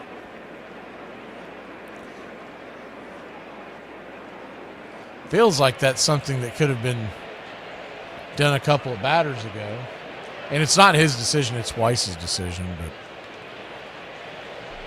they've been pretty aggressive this year going out there, so I'm not going to get on to them for one gaffe here. Coming to the plate now is the number 8 hitter, Hernandez. Aaron Bummer's warming up in the pen already. So he went from 3 up, 3 down 3 times to can't get anybody out here in the 4th, and Aaron Bummer getting loose in the pen.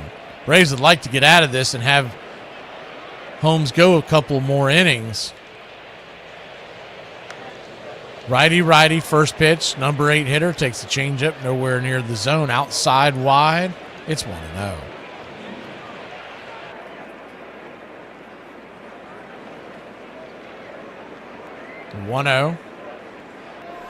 Infield. Back into the left, changeup misses. 2-0. Outfield's playing back, and straight away, the 2-0. Upstairs for a strike. 2-1. Smart move by Hernandez. He's just going to make him throw a strike there. Drake is coming out to direct traffic in the infield.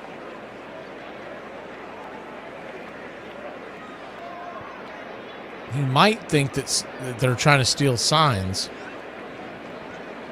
The 2-1 count. Check swing. Did he go around? He did not. So, no, it's 3-1. The number 9 hitter, Paulie, is on. Standing on the on-deck circle. 57 pitches. Long inning here for Holmes. The 3-1. Hits the top of the zone. Did not get the call. Bad call by Dan Iasono, but a good challenge here by Drake. We'll get this overturned, and it'll be a full count. That's the good news. The bad news is it's going to end up being, I mean, that's 1,000% in the zone. I don't know what Iasono. Guys like him are going to get.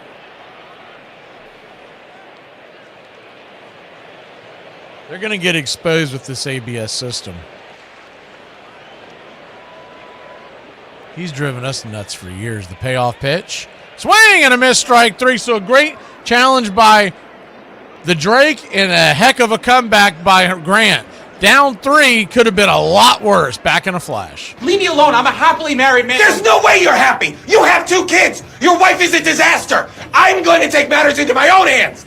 I will show her this. She will divorce you. You will become my brother forever. Here are some baseball facts that you might not have known. AL MVP Shohei Ohtani was not only a great hitter in 2021, but also a solid pitcher. A stat to show this is that in high leverage situations, Ohtani had the highest OPS as a hitter, and he held hitters to the lowest OPS as a pitcher. This means that Shohei was the clutchest hitter and pitcher.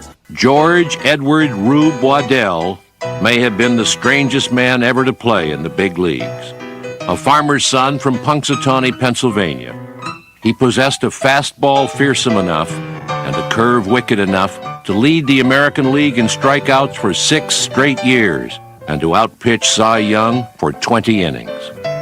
But it was his personality that most people remembered. He poured ice water on his arm before he pitched because he said otherwise he'd burn up the catcher's glove. And when he won a game, he sometimes turned cartwheels on the mound. He drank too much. The Sporting News called him the Southpaw, and he couldn't quite remember how many women he'd married. Between seasons, Waddell wrestled alligators and toured in a vaudeville melodrama, The Stain of Guilt. On the field, his attention tended to wander. Opponents could break his concentration by holding up puppies or bright, shiny toys. He loved fires, and when a fire bell clanged, he had to be restrained from leaving the game to chase the fire engine. Exasperated teammates and opposing players never knew what he'd do next, but fans loved him.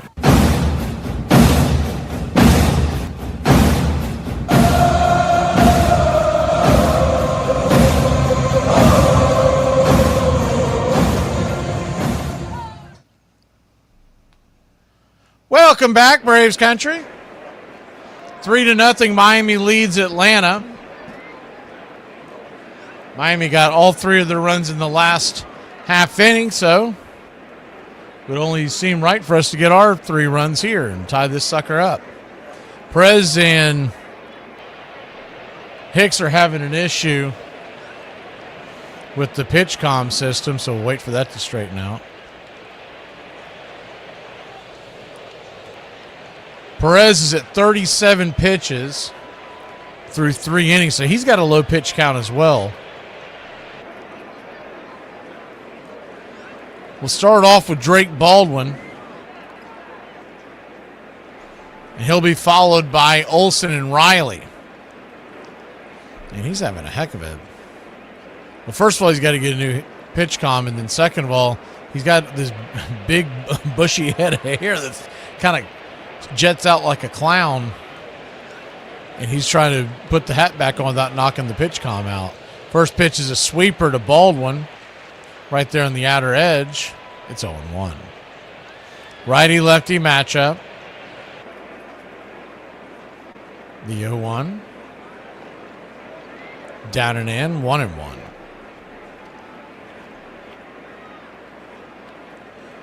Drake flew out to center his first time up.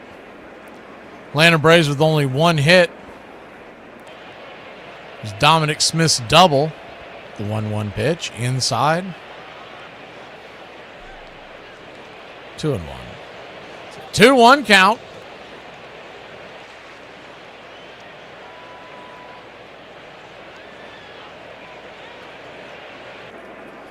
Pitch on the way. Swing! That ball's hammered into right field and down for a base hit. They were playing Drake up against the wall practically. The right fielder out there, Casey, his heels were on the warning track, which is extremely strange. And that'll drop for a base hit. And your Atlanta Braves have the leadoff runner on. The Drake is aboard. You don't like the Drake? I love the Drake. Matt Olson, your batter. Like the Drake? Who's the Drake? The Drake is good. The Drake is good. First pitch on the way is outside wide to Matt Olson. It's 1-0.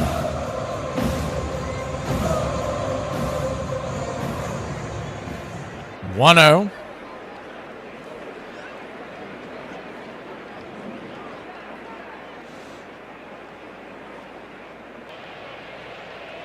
Brings it. Nowhere near the zone. 4-seam fastball. Ball 2-0. You hope that long rest in the 4th inning while he was watching his team almost bat around, you hope that has an effect on his performance in this inning. The 2-0. You see it all the time. 2-0 pitch. Way outside wide. Sweeper misses. 3-0. 3-0 count. Man, I don't know what Crochet did last night or this morning, but he is getting hammered in Minnesota.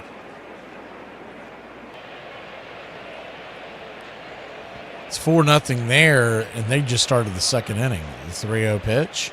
Swing! That ball's hammered into right field, and that's going to get down for a base hit. Once again, they had everybody playing back. Casey might as well just be leaning up against the wall, and it's a back-to-back singles for your Atlanta Braves. This is not watered down. This is Ice House. Ice House. Smooth as it gets. I get playing back, but it just seems like, in fact, Owen Casey's much further back than anybody else in the outfield on these pitches. First pitch to Austin Riley is down and away for a ball. It's 1-0. It's usually a sign that a outfielder doesn't do well on breaking behind him, and you'd much rather come in. The 1-0, down and away. 2-0. That's typically not common in the major leagues for a right fielder to be playing that way. Typically, if a guy is cheating in the outfield, it's usually left field. 2-0 count.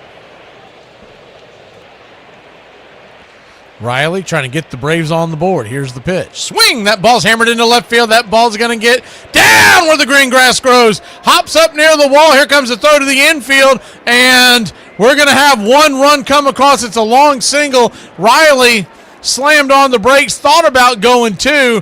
But it's one run on the board. My boy, Blue! 3-1. Blue, you're my boy! Runners on the corners and nobody out, so it's a long single if you're scoring at home. And Olsen went first to third. Runners on the corners, nobody out. And the Yaz. Man, is it time for him to break into one. Yaz will come to the plate. But this is exactly what I've been talking about the last several days. Wouldn't you much rather have Dominic Smith standing right there with something running along? I know they like his athleticism and they signed a 2-year deal to bring him in, but when a guy's struggling, doesn't mean you'll always bat him seventh, but it's where I would have him right now. Maybe he'll get into one here. Yaz flew out to center his first time up. Perez at 48 pitches, nobody out here in the fourth.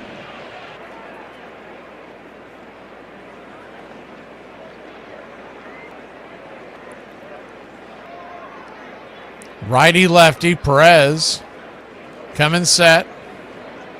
And here's the pitch. Runner goes. The throw will be held on to. I thought Hicks was going to fire it down to first. He did not. So it's another second stolen base of the year for Austin Riley. He got a great jump, by the way. They're showing the replay. He was basically skedaddling while the ball was still in the hand of Perez. So a great jump. And that's going to bring the infield in, which really should help the Yaz here. It was a wide strike called on that pitch. So it's 0-1. The 0-1 swing, hammers it over to first. That through the infield. The drawn-in infield will bring a run home, and we'll go station to station. Riley got a late break on it. They'll slam the brakes at third, and we've got runners on the corners. Nobody out, and it's a 3-2 ball game. Yes, put everything on it. Don't hold back anything. Yabba, dabba, do. Yahoo! Yahtzee, baby. They have the infield back. You can credit that entire deal right there to Austin Riley. Not only did he rope one into the corner, drive a run in, but if he doesn't steal second, that's probably going to be a double play. That's where the ball was hit. Righty-lefty matchup. Ozzie Albies swings at the first pitch and lifts it down the line. If it's going to get caught, it should be a run. It will not get caught. It's 0-1.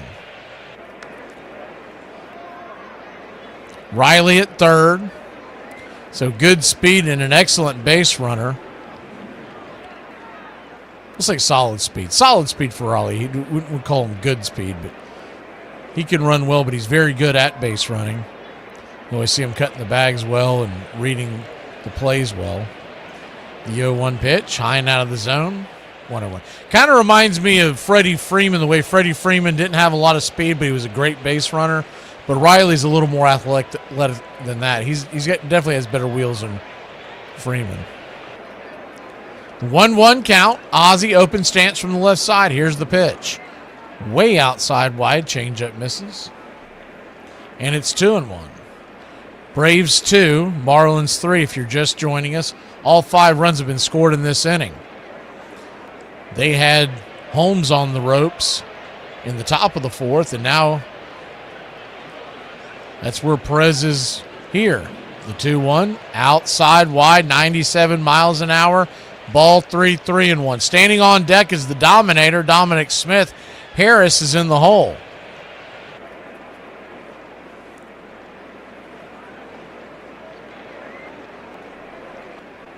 The 3-1 count.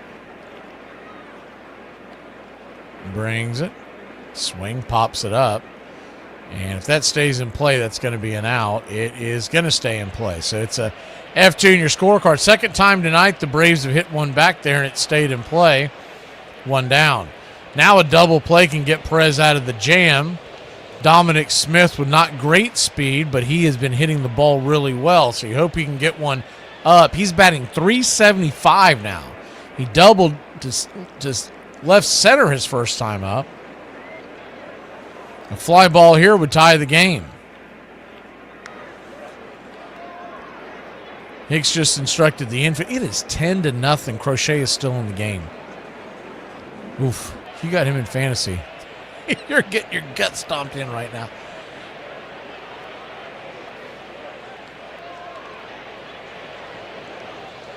First pitch to Smith is outside wide for a ball. It's 1-0.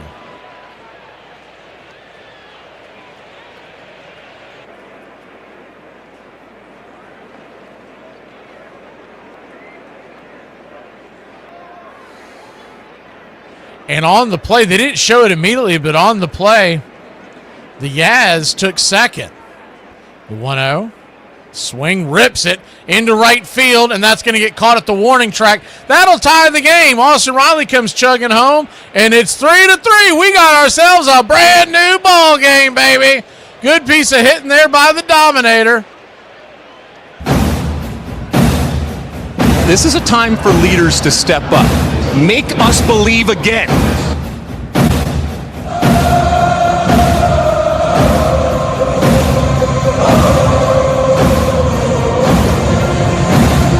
Welcome to the United States of you just got dominated. Michael Harris the second. First pitch swinging, slices it foul. It's 0-1. The 0-1.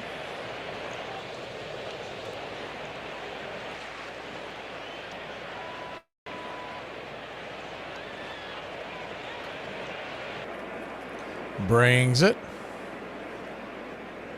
Swing, fouls it away. It's 0-2. So an 0-2 count.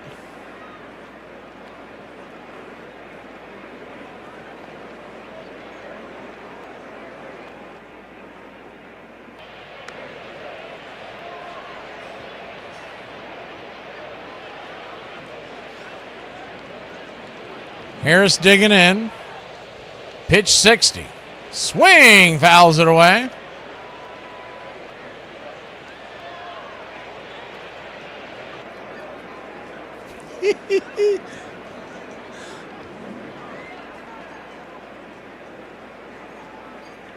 Warming up in the pen for the Braves. I believe that's still Aaron Bummer, so Grant Holmes might be done. The 0-2. Swing, chops it off the plate. We'll do it again.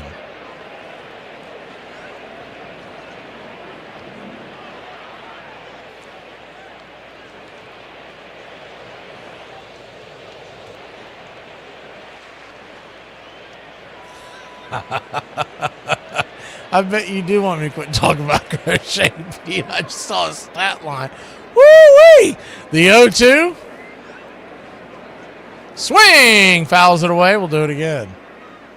I tried to trade for him, man. Bullet dodge there.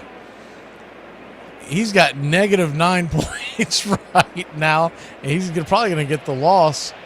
It's going to be a -12 on a starting pitcher. For y'all that don't follow fantasy baseball, that's a tub thumping.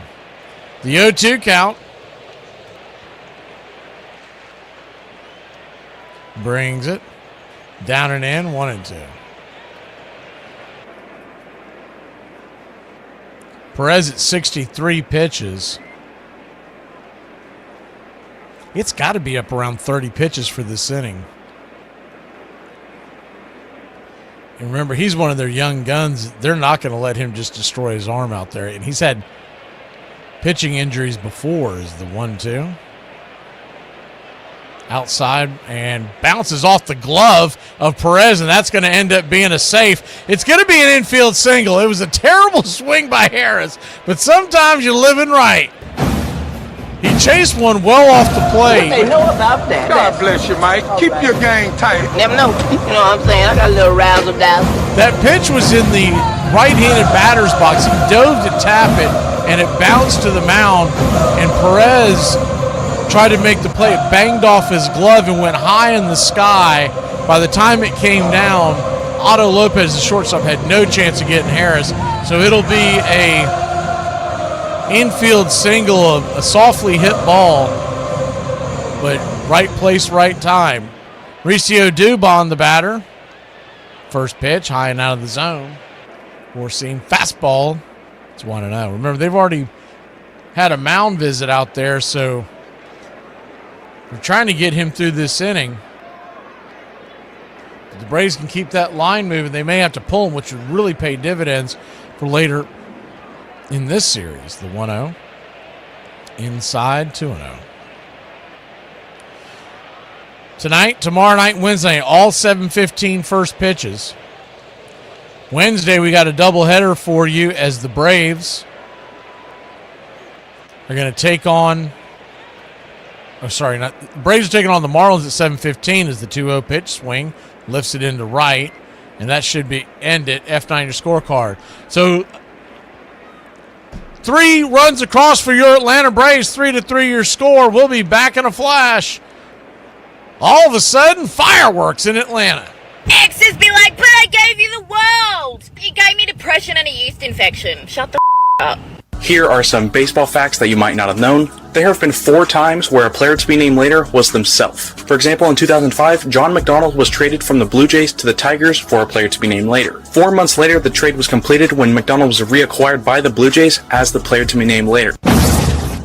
Hey Braves Country, this is Mac McGee with Braves Country Radio. We are bringing you pitch by pitch, play-by-play of your Atlanta Braves all year long. Please like and subscribe today. It's free, and it helps us bring you more of the game we all love. Braves Country Radio, your home for the classic call of Braves Country Baseball.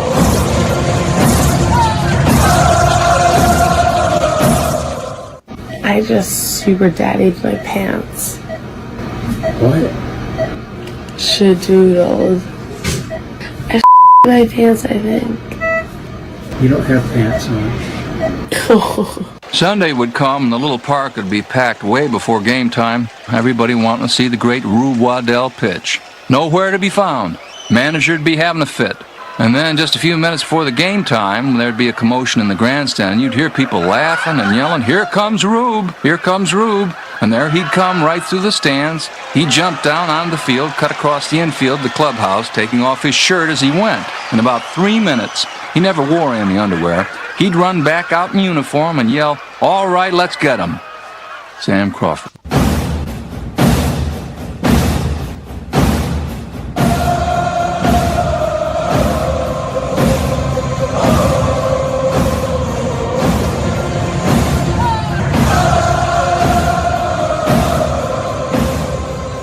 Welcome back. It will be Aaron Bummer. He's coming into the game to try to build the bridge to the middle innings as we start the top of the 5th right here. First pitch misses high and out of the zone. It's 1-0. The 1-0. Kicks and fires. Down and away, 2-0. Kelly said somebody's asking about where we find these clips. It's all I do towards the off. When we get close to the off season, if I'm on social media and I see something funny, I grab it. The 2-0 right there for a strike. It's 2-1. So we mix in the docs in the history, but I just always felt like when we were doing these, they shouldn't all just be boring clips as the 2-1, out and away, 3-1. The radio stations that carry us, they mute us and they go to break, and they put their commercials in, and they'll usually catch the last part of one of the clips, but these clips are strictly for y'all, and I just try to keep y'all entertained is the short of it. The 3-1 pitch, swing, chopper, back up the middle, and that's going to be a base hit. And the number 9 hitter, Paulie, leads it off. A 3-3 tie. Braves and Marlins might be an old-fashioned shootout.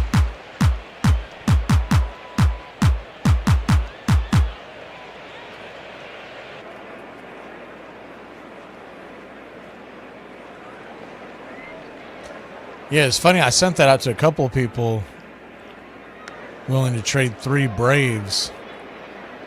Mainly because I've got these guys in all these other leagues, and I just wanted a different-looking team in our trophy league. So I just sent them out. I was like, I don't even know if they'll even bite or maybe they'll counter.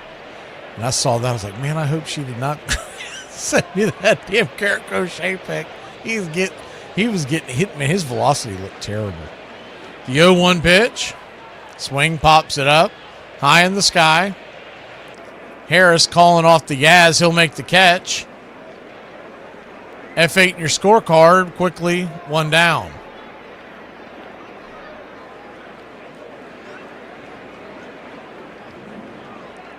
One up, 1 down.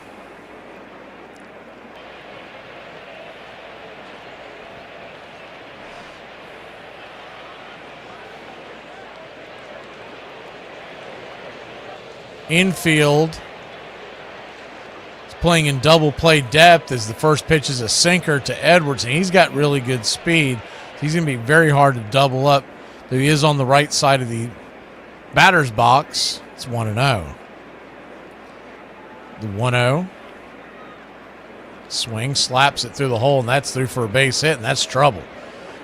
First and second, 1 out. Acuna waits for the ball to get him. It does not charge it. But the runner at first goes from first to second. I don't know if he was trying to deke him into heading towards third or not.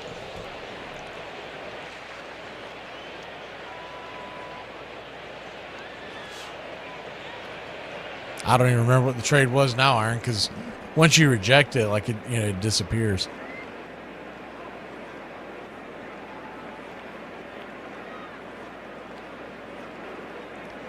Lefty-righty matchup. First pitch right there. In for a strike. Curveball to Ramirez. It's 0-1.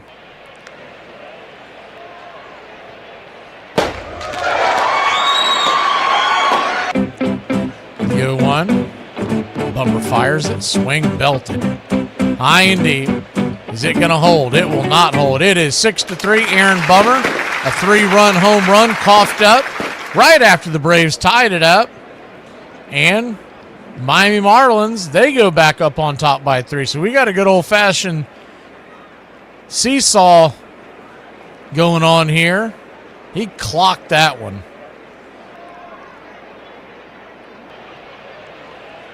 He'd been hanging a couple of those, and that one just sit right over the plate. That's one of his... That's the problem with Bummer his entire career, is that when he hangs that curve, it's one of the most hittable pitches in baseball, but when he's getting it down, he usually gets a lot of double plays with it. First pitch swinging, smacks it through the hole, and the hit parade continues. 6-3 Miami.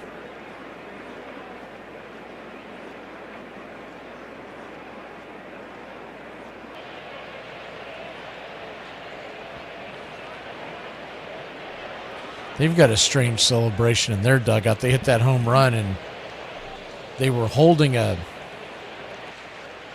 almost looked like a marquee, but it was obviously a much smaller version of a marquee. It must have been used in some kind of a clubhouse party. But anyways, it looked like a marquee that would be sitting outside of a nightclub or a bar. And the letters say let's party the fighting fish. But you can tell it was a prop from like a a party. Or it might have been a little kid's party. Who knows? But it doesn't really fit them. First pitch right there for a strike. It's 0-1. Hefner goes out there to talk to him, and Otto Lopez, who's 1 for 2 on the day. Miami has knocked 3 across. So they scored 3 in the 4th. Braves tied it in the bottom of the 4th with 3.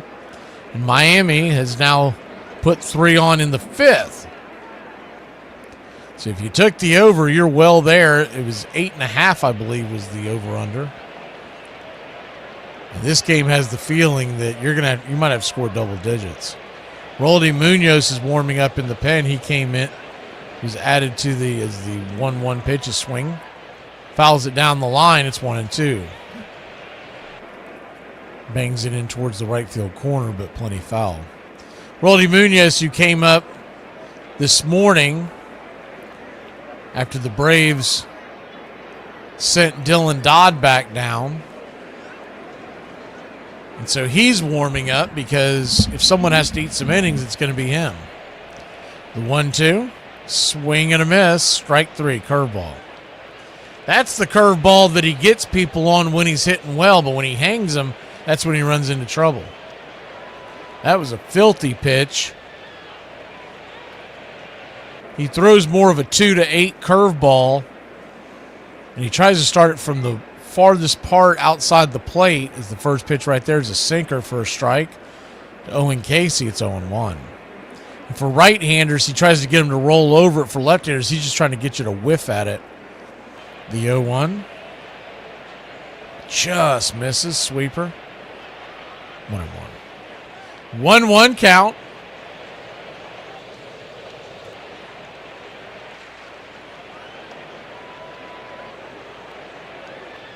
Runner goes. Throw comes down to second base. The throw was going to be there, but Dubon couldn't hold on to the ball as he was trying to apply the tag.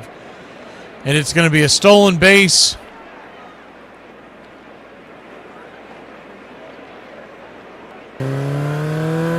For the Marlins. Here's a good throw by Drake. Man, oh man alive. The 1-2, outside wide, 2-2. The 2-2 count.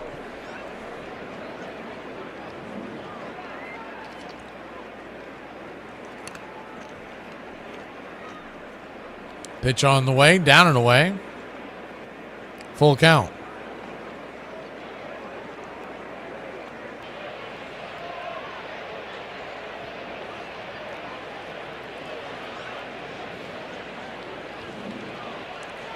Runner at second, 2 outs. The payoff pitch. Right there, strike 3, sit down.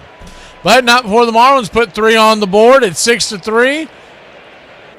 Threes are wild here. It's our turn to get 3. We go to the bottom of the 5th.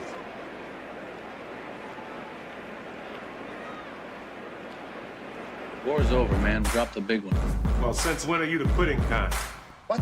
Over? Did you say over? Nothing is over until we decide it is. And it ain't over now. Who's with me? Let's go! I don't have to tell you things are bad. It's depression.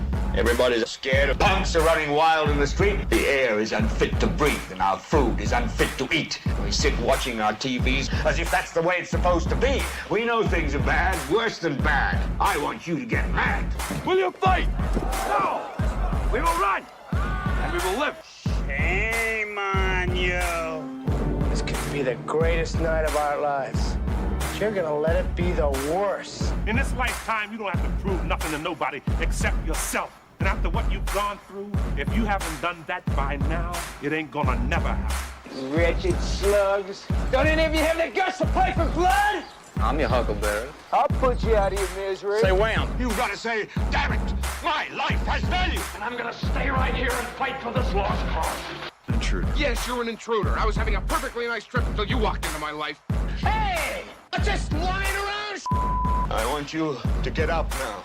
I want all of you to get up out of your chairs. I want you to get up right now and go to the window, open it, and stick your head out and yell, I'm as mad as hell, and I'm not gonna take this anymore! Right. Iconic, but absolutely right. We gotta take these bastards. Are they yelling in Atlanta here? Are they yelling in Atlanta? I'm as mad as hell! They're yelling in Atlanta? Son of a we struck the mother lode! I'm mad as hell! I'm mad as hell! I'm not gonna take it anymore! And this crowd's back into it now. I didn't think you had it in you. You look like somebody just walked over your grave. Play for blood, remember? Like I missed something. Yeah, we're all officially kicked out of school. That makes sense. First pitch on the way to Ronald Acuna Jr. is swatted. Back foul. It's 0-1. Righty-righty matchup.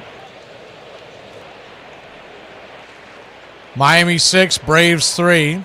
Braves trailed 3-0 heading into the bottom of the fourth and tied it up as the 0-1. Down and in 1-1. And once again, Perez had a long wait on the bench, so hopefully he has more effects from that. He's got 69 pitches.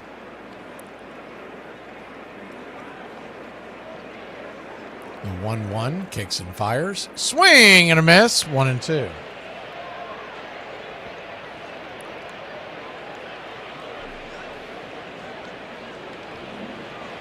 One-two count.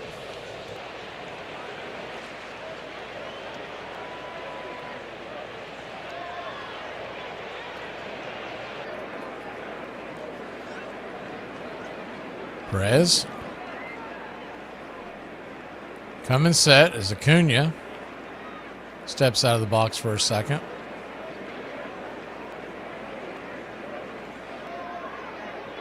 The 1-2. Turns and fires. Swing! That ball's chopped through the infield, and that's through for a base hit. And your Atlanta Braves have the leadoff runner aboard.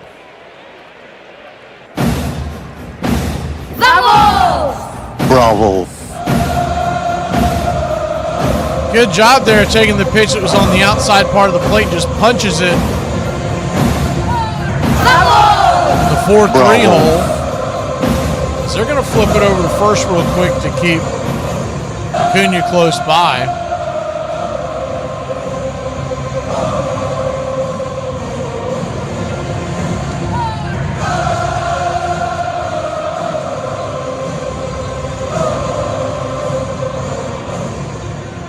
First pitch on the way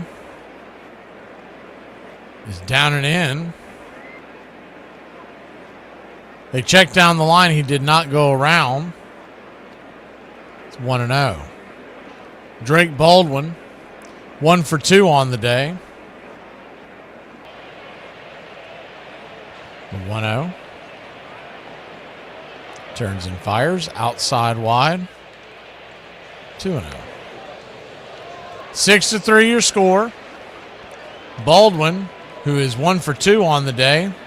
The single to right and a run scored. 6 runs, 7 hits, no errors for Miami. 3 runs, 7 hits, no errors for the Braves. The 2-0 to Baldwin. Infield back into the right, the pitch. Right there at the knees. 4-seamer. 2-1.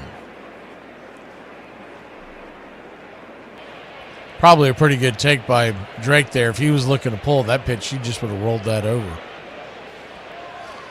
The 2-1. Flips it over to first real quick to keep Acuna close by.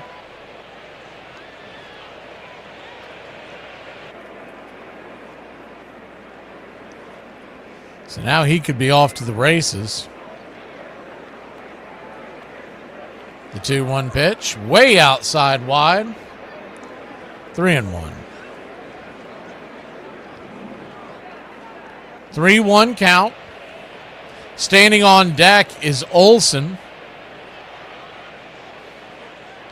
Braves trail 6-3, bottom of the fifth. The pitch, outside wide, ball 4, and he'll head on down to first. First and second now, nobody out.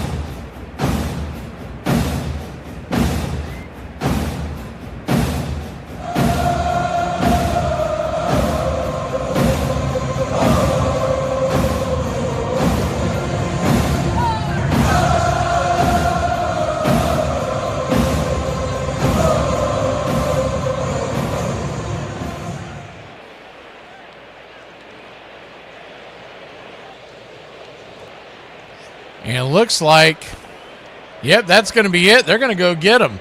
So Yuri Perez been knocked out of the game, first and second, nobody out. We'll be back in a flash. Olsen's coming up, representing the tying run. People would be like, damn, you're just so chill. I'm like, thanks, I gave up. Lastly, before I open the bar in the morning, I always make sure to turn on the Coors sign, let people know we got Ice Delicious Coors in the bar, and then that's the last thing I do. That sign does not say Coors. Come outside, come outside, come outside. It's closed. It says closed. Okay. Yeah, right, I can see that now, but, you can't really read it from the inside. You can't read it from the outside. All right. Today we're going to talk about crazy stats. Both Cecil and Prince Fielder ended their careers with 319 home runs.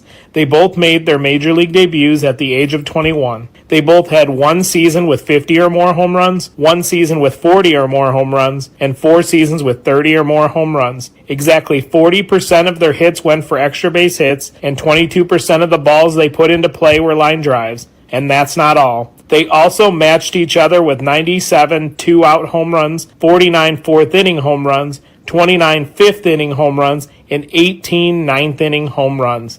Players like Waddell, with their drinking, with their bad acting, with their inability to take their profession seriously, they came to baseball in its early years in very large numbers because baseball, though popular, was outside social norms. The instability of a career where you might work for a year or two and then be gone, the jumping from team to team, seemed to be suited toward individuals who couldn't fit as well in the rest of society. Now, it helped in the case of Rube Waddell and many of these other sociopathic figures, that in addition to being sociopaths, they also had incredibly strong arms or very good batting eyes. You're listening to Braves Country Radio, your home for the classic call of Braves Country baseball. First pitch right there to Matt Olson is right there for a strike. Lefty-lefty matchup. Nardi the pitcher. Andrew Nardi. Southpaw kicks and fires. The 0-1. Swing and a miss at the slider, and it's 0-2. We've seen him a ton over the years. Andrew Nardi.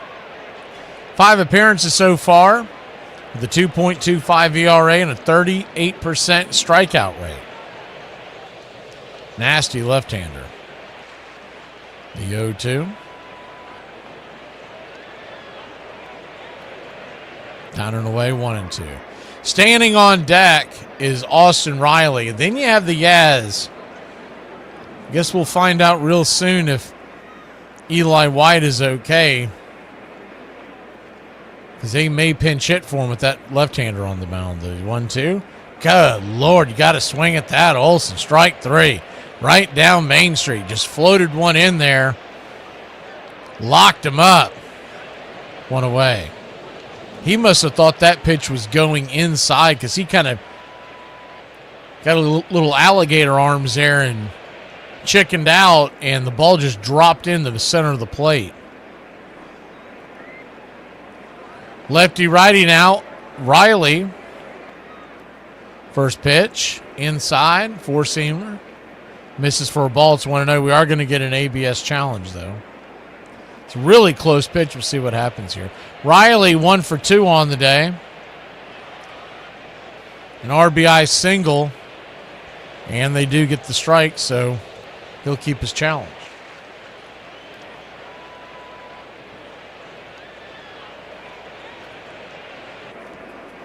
The 0-1.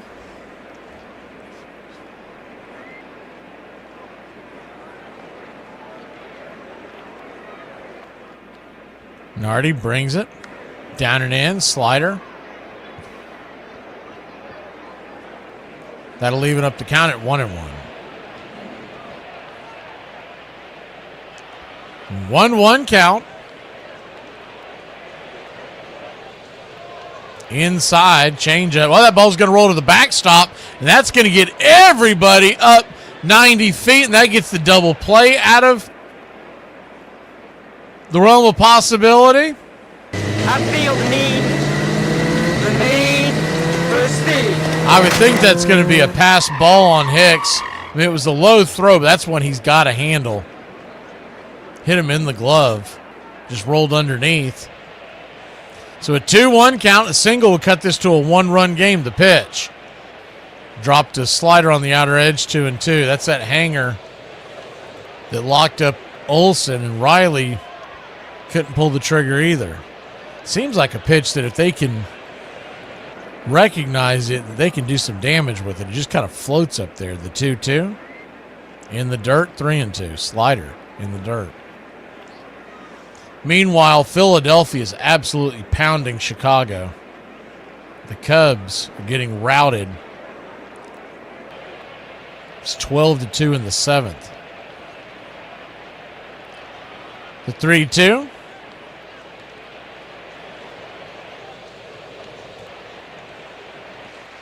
Payoff pitch. Swing, chops it up the middle, off the glove of Nardi, but it'll bounce right to the second baseman. So it'll be a 4-3 put out. A run will score, an RBI for Riley, but there are 2 outs. Runner at second goes down to third.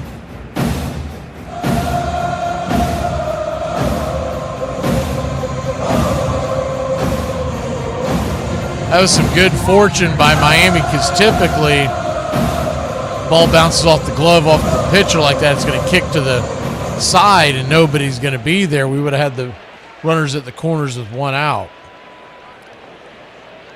But 1 run scores. That'll bring the Yaz to the plate. If they don't pinch, they are going to pinch it. They're actually going to go to Kyle Farmer. They could be bringing Kyle Farmer into play in the infield and Dubon to go to the outfield. See how they play that out. As the first pitch is a slider down and in, it's 1-0. Remember, Eli White has been dealing with plantar fasciitis, and I haven't seen an update of him being any better. The 1-0 down and in. 2-0. 2-0 count.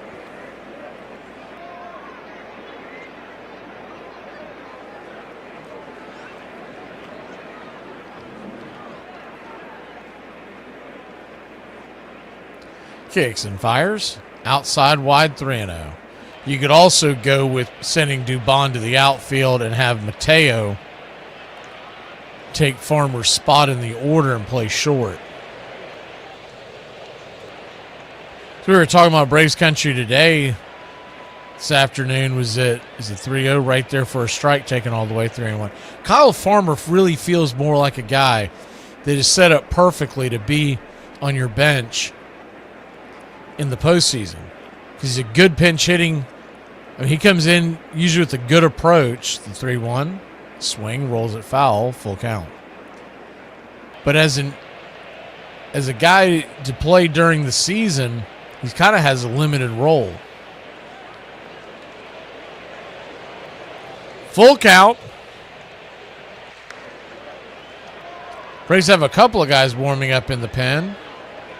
I think it's Munoz.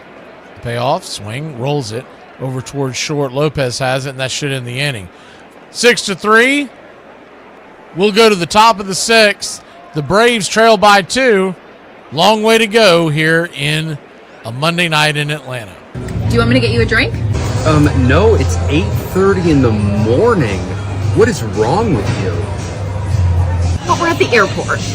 Oh, that's right. No, I already have one. I'm good. Thanks. Here are some baseball facts that you might not have known. Why does Kenley Jansen wear the number 74? Jansen was one of the best closers of the 2010s, but things haven't always been good for Kenley. When he was 12, his father suffered a stroke and he couldn't work anymore. As a result, his mother Bernadette had to work day and night to support the family. She would tell Kenley and his siblings that everything was okay when they were actually in deep financial troubles. Kenley knew about the family's issues, so he promised her he would do everything he could to fix their problems. At the age of 17, Jansen was a catcher and he signed with the Dodgers. He had a good arm but was struggling at the plate, so the Dodgers turned him into a pitcher. In 2011, the Dodgers gave him a major league contract worth $416,000. With no hesitation, Kenley sent the money to his family back in Curacao in order to help pay off the home's mortgage. That house in Curacao is on Kaya Kokolishi 74, and Jansen wears the number 74 to honor his family and his roots.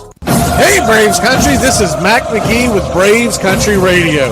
We are bringing you pitch by pitch, play-by-play of your Atlanta Braves all year long. Please like and subscribe today. It's free, and it helps us bring you more of the game we all love. Braves Country Radio, your home for the classic call of Braves Country Baseball.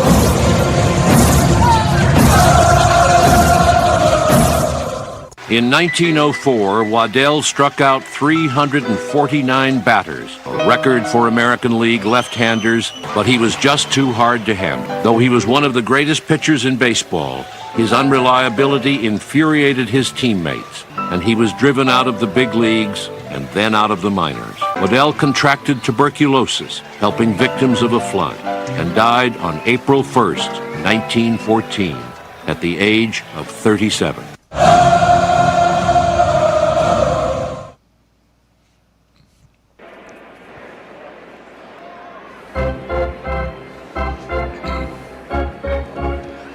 Raldy Munoz coming on, first pitch swinging, and that ball's cracked. Deep in the left field, she gone. A solo shot, and it's 7-4 now. Connor Norby welcomed Munoz back to the big leagues in a big way. It's funny, I saw a tweet earlier today from one of the Braves, one of their talk shows, and the guy that's the main guy for it, I won't call him out because he always has dopey takes, but he was talking about this guy, and he said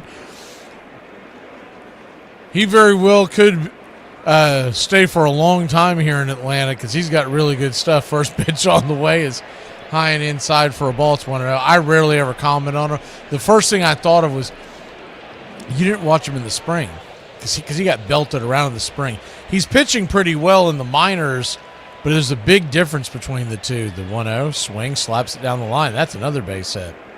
So the bleeding continues as Munoz, remember when they got him in a move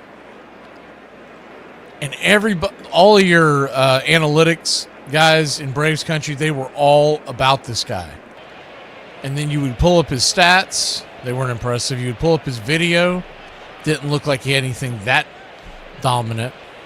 But you could see where he could be, basically what he's doing now, trying to come in and keep the game where it's at in the middle innings. Is the first pitch right there for a slider. It's 0-1. But they have habits of just getting ahead of themselves. And I'm convinced the majority of these people don't watch the games. The 0-1. Outside wide, 1-1. 1-1 count. I believe they just look at the box score. They'll watch the game to a degree, but they're more worried about looking at the BABIP and the XFIP and the BIP and lip and dip. The 1-1, swing and a miss. 1-2. 1-2 count.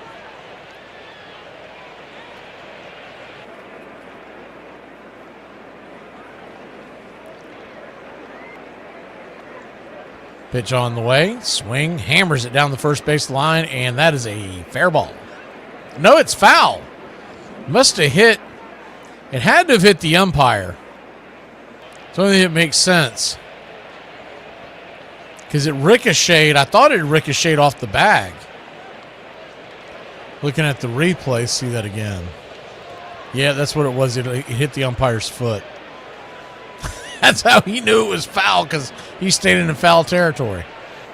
1-2 count.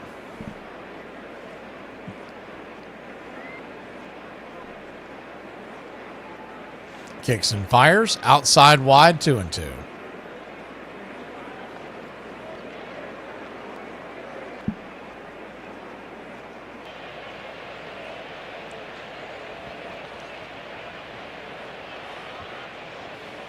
The 2-2.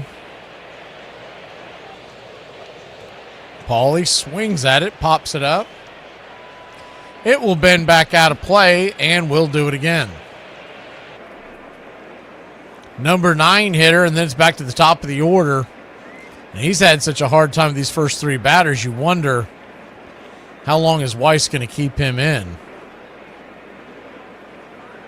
He's at 9 pitches now. He's given up a home run, a single, and no outs so far. The 2-2. Oh, come on. There we go. Strike 3. They punched him out on the outer track.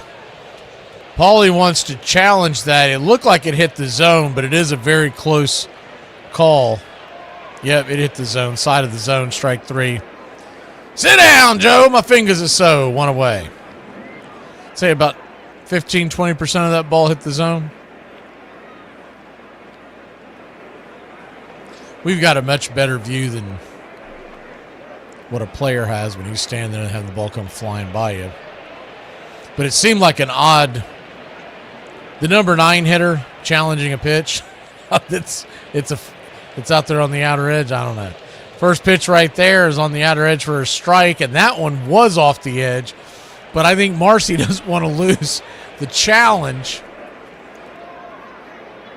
It's 0-1. It was because of Paulie's loss that he kind of handcuffed him. The 0-1. Down and in, 1-1. 1-1 count.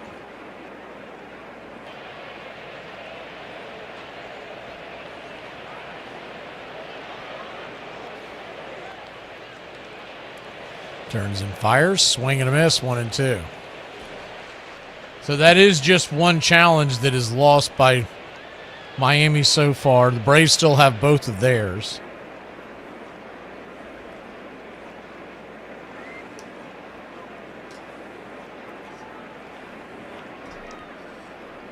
The 1-2, down and in, 2-2.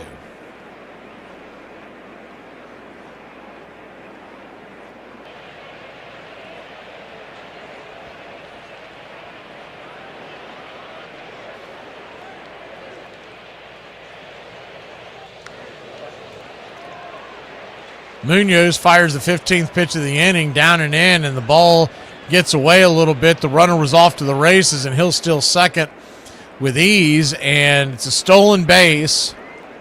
You can put that one on Munoz because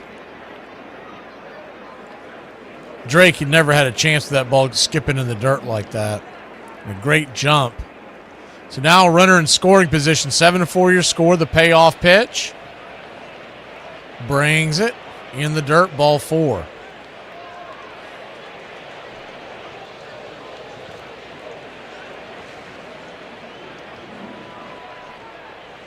"16 pitches and 1 out, 1 run across. Runners at first and second."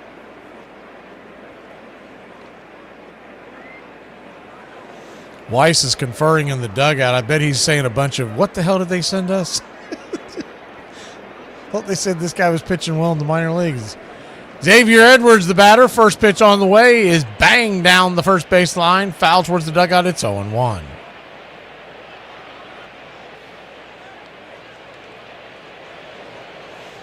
You've got a fairly well-rested bullpen, too. Now, I know they don't believe in chasing wins, per se, when you're down by 3 in the 6, et cetera, but there's really no reason why you have to just have Munoz get his clock cleaned out there, because Dylan Dodd ate 3 innings last night to go back to the farm. So the bullpen got reset. And then remember, Beto did it the other night. So they're pretty well rested. We have not seen Iglesias and Suarez since late last week. Middle of last week. The 0-1 swing, chops it foul. They did not pitch in the Cleveland series. Nobody is warming up in the pen, so Munoz, this is his fight to win or lose. The 0-2 in the dirt, 1-2.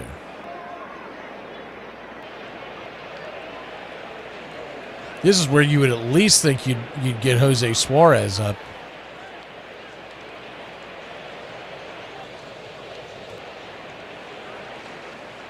One-two count. Lifts it. Deep into left field. Going back on the track. Making the catch for a loud out, number 2. F7 in your scorecard. The throw comes back into the infield. Good running catch out there by Dubon. 2 down. I was right on the second guess when they brought in Farmer. They did put Mateo at short. I think I failed to mention that. So Mateo's at shortstop and Dubon is in left field. To use 2 guys on one move in the middle of the game like that, it just tells you that Eli White still must be struggling. Which at this point, this reminds me of a couple of years ago when they waited like 10 days to finally put Austin Riley on the IL. Righty-righty matchup. Runners on the corners, 2 outs. Ramirez the batter. First pitch in the dirt. Another one. Good block by the Drake. It's 1-0.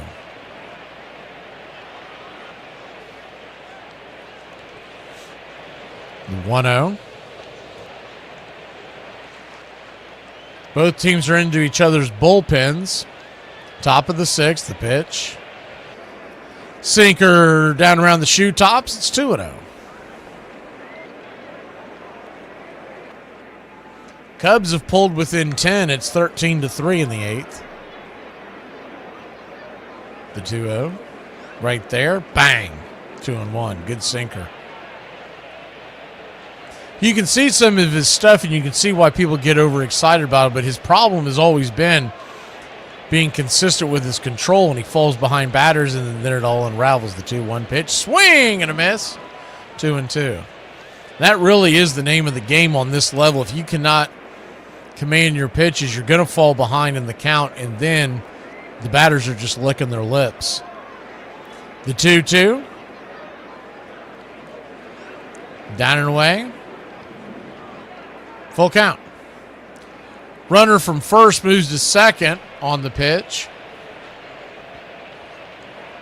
So second and third and 2 outs. Now a single could make this a 5-run game. Huge jump. They're not showing on the Braves vision, but the payoff pitch, swing, chops it over towards third. This is going to be a rolling single as Riley has to eat it. And it's a infield single, and it's 8-4 Miami.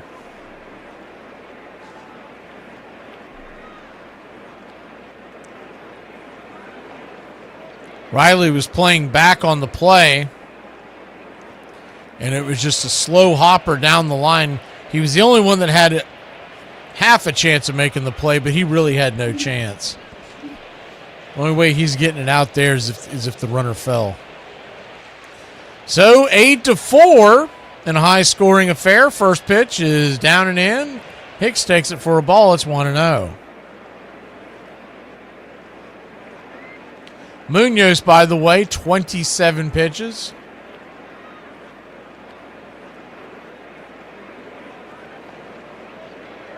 Only half have been for strikes. The 1-0. Called for the outer edge for a strike. They'll get that overturned. That pitch was well off the plate. And Hicks did challenge it. I'd say 2 to 3 inches. It has been overturned. Let's see what the number is.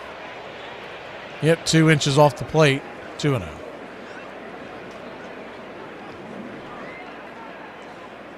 And sometimes I'm convinced that these numbers are showing us on the screen how many inches are off the plate is the 2-0 right there at the knees, 2-1. I think they are being generous so that the umpires don't look bad. Because some of these pitches, you'll see them missing. You're like, that was 3 or 4 inches off the plate, and they'll say 2.1. The 2-1 pitch, swing, smacks it up the middle, and Ozzie boots it. So, run will score. It's 9-4. It's off the glove of Ozzie Albies. I don't know if he was going to get the runner. We'll see how they call this. Ball wasn't hit hard, 89 miles an hour off the bat. I don't know. I'm looking at the replay now, and I don't know if he would have been able to get it because he had no play at second. He was going to have to turn and fire it to first because they had the Braves on a shift. So Ozzie had a long way to go. It would have taken a miracle. 9-4 your score. Slider at the knees for a strike. It's 0-1. Lopez 1 for 3 on the day. Righty-righty matchup. The 0-1. Inside. 1-1. So 1-1 count. I mean, don't look now, but Chicago is within 7 of Philadelphia, and they're still batting in the 8th. It was 13-2. It's now 13-6. The 1-0. Swing, rips it up the middle. Mateo's got it, shovels it to second. Ozzie makes the grab, and that'll end the inning. But not before the Fish put 3 more on the board. It's our turn to score. We got an old-fashioned brouhaha here in Atlanta. If I ever say, do you want me to be honest? You might want to just say no. Hey, Braves country, I'm Mac McGee. Join us for Pitch by Pitch, Play-by-Play, the classic call of Braves country baseball. We're bringing you Atlanta Braves baseball all year long. Jump into our pregame show, Braves Country Today, just before first pitch. Stick around for the postgame show, Braves Country Tonight, where we will open up the phone lines and react to your calls or your comments all year long. That's Braves Country Radio, pitch by pitch, play by play, your home for the classic call of Braves Country Baseball. Excuse me, what the hell's going on out here? Well, Nook's scared because his eyelids are jammed and his old man's here. We need a live rooster? We need a live rooster to take the curse off Jose's glove, and nobody seems to know what to get Millie or Jimmy for their wedding present. Today we're going to talk about crazy stats. BJ and Justin Upton both hit their 99th career home runs on the same day, July 20th, 2012. They would follow that up with their 100th career home run on the same day, August 3rd. In between the home runs, they both had 7 hits, 6 singles, and an extra base hit. I love watching closely what I think is this psychological duel between the pitcher and the batter, as well as a physical duel, knowing that each one is anticipating what the other one is going to do, and that one of them is going to win, one is going to lose. I mean, that's what's so wonderful about it. I mean, people who don't understand baseball think about, well, what is it, these 9 guys on the field? If you love it at that moment, it's just as exciting as a heavyweight boxing match. These 2 people are dueling each other, and with all of their memory of the other person, and the great pitchers and the great batters have studied the other person. That's what's so wonderful.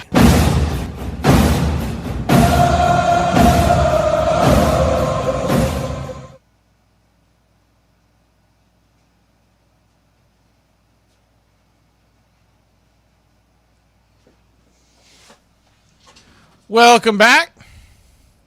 Sorry, we lost you there for a second. First pitch misses for a ball to Ozzie Albies. It's 1-0. Righty-lefty matchup. Braves trail 9-4. Bottom of the 6th. Still 4 offensive innings left for the Braves. They've put up 4 runs in the last 2. Is the 1-0 outside wide ball 2-0. New pitcher in for the Miami Marlins is Foucher. The right-hander, the blue glove, kicks and fires in the dirt. 3-0. 3-0 count.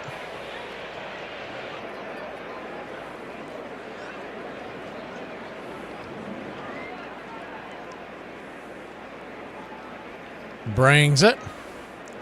Down and in, ball 4. So he'll head on down to first.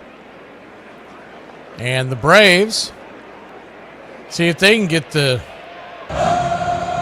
good times rolling.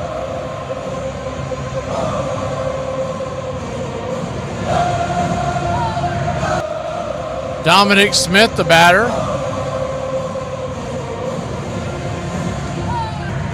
Smith, first pitch, right there on the outer edge for a strike. It's 0-1, took the cutter.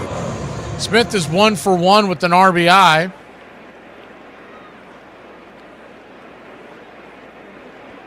The 0-1, down and in, sweeper misses, 1-1.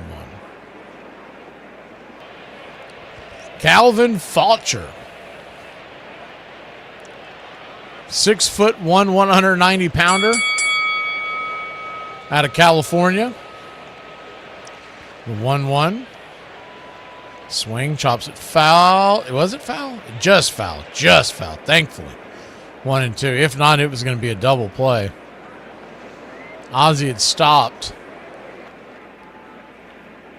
And he was going to step on the bag and fire it to second. Calvin played his college ball at UC Irvine, was drafted by the Twins in 2017. The 1-2. Check swing. Did he go around? They checked on the third base line. He did not. 2-2. Good hold up there by Dominic Smith. Standing on deck is Harris. Dubon is in the hole. Braves trail by 5, but 4 offensive innings left. Just got to keep pecking away. The 2-2. Just below the knees. Oh, you got to challenge that, Dominic. What are you doing? Takes it right down the throat and is going to go sit down. 1 away. The Braves have 2 challenges left, and that pitch was below the knees. Well below the knees, at least 1.5 inches, 2 inches.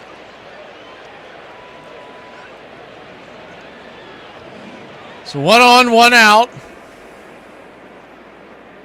And that's a big spot in the game there. If you can get on, first pitch is right there. That one did hit the zone.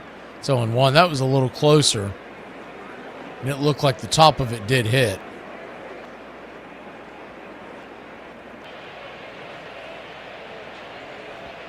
The 0-1. Swing and a miss. Chased the sinker well off the plate. It's 0-2. Michael dribbled one off the glove of the pitcher his last time up. And brought a run home. There's a pitch well outside the zone like that one, but just a slower toss. I mean, if he's going to continue to swing out there, I don't know why you would throw him a strike. The 0-2. Outside. Chased another bad one. Do it again. This reminds me how he was swinging the bat last year during his slump where he would swing at anything and everything. That pitch was 4 to 5 inches off the plate. You see where the marker is on your screen. It's pretty accurate. It was in the batter's box on the other side, the 0-2. Swing and a miss, strike 3. Sit him down, Joe. His fingers are so. 2 down. Mauricio Dubon will come to the plate.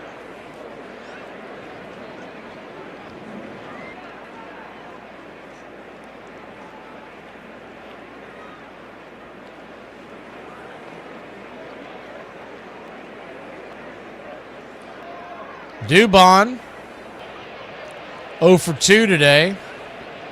Righty, first pitch, outside wide, it's 1-0. If Dubon can get on, it'll bring the top of the order with Acuna up. That's all you're looking for. Because then one swing gets you right back in at the 1-0. Inside, ball 2, 2-0.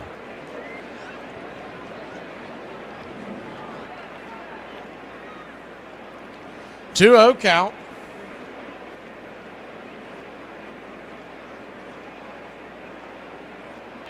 The pitch on the way. Outside wide. 3-0.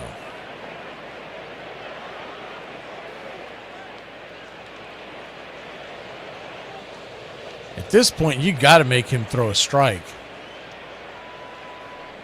The 3-0. Nowhere near the zone, ball 4. Up high. And that'll send Acuna to the plate.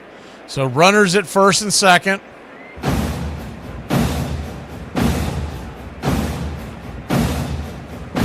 Two outs. Ronald Acuna Jr. coming to the dish. Drake is on deck. Braves trail by 5. John King, the left-hander, is warming up in the bullpen. First pitch on the way is down and in for a ball. It's 1-0.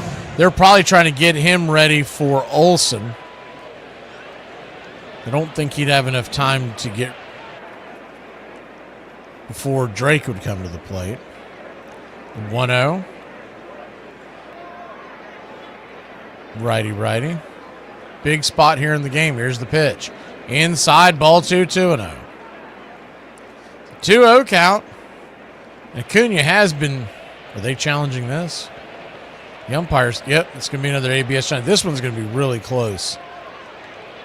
This is a 50-50 ball. Yep, he missed it. So they're done with their challenges.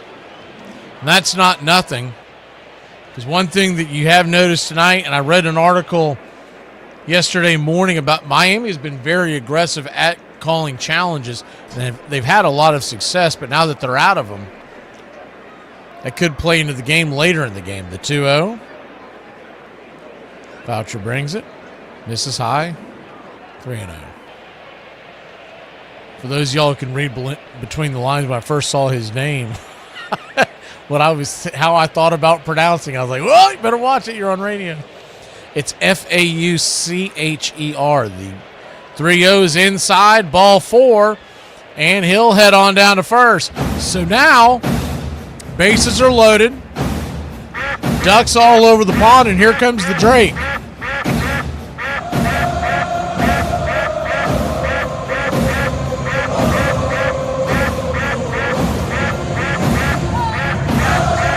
They're going to come out there and talk to him.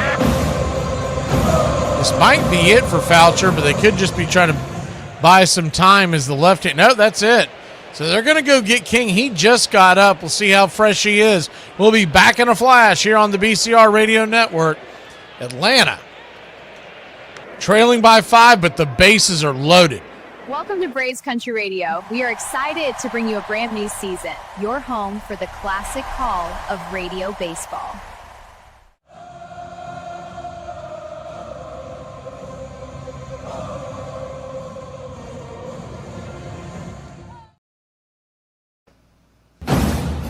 For about 70 cents, you can buy a can of soda, regular or diet.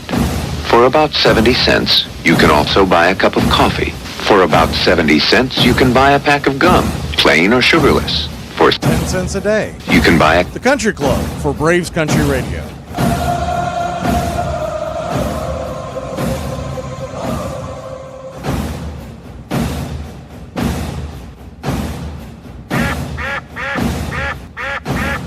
Bases are loaded. The Drake coming to the plate. He's 1 for 2 on the day.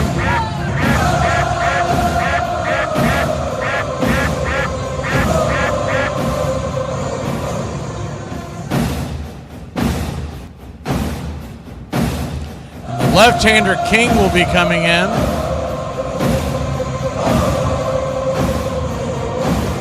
John King. He has not given up a run yet this year. 5 strikeouts to his name from the southpaw. And here we go.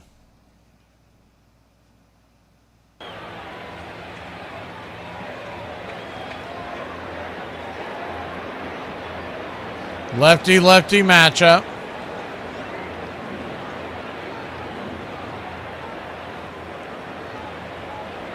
Time is being called. I think that's from the catcher, Hicks. He had an issue with his little armband that he has on his arm, kind of like a quarterback's cheat sheet. So here we go, lefty-lefty matchup. First pitch on the way, outside wide, curveball misses. It's 1-0. Remember, they are out of challenges. The Braves have 2. Man, can you imagine if Dom Smith would have challenged that one pitch? We already have a run in here and only 1 out. The 1-0. Inside. 2-0. And I bet they're going. You know what they're saying? Where the hell is the strike zone? Because both pitches hit the outer edge, inside and outside. One of those was a strike. That's all I'm saying. We'll take it. The 2-0. Kicks and fires. Right down the pipe for a strike. Sinker. 2-1.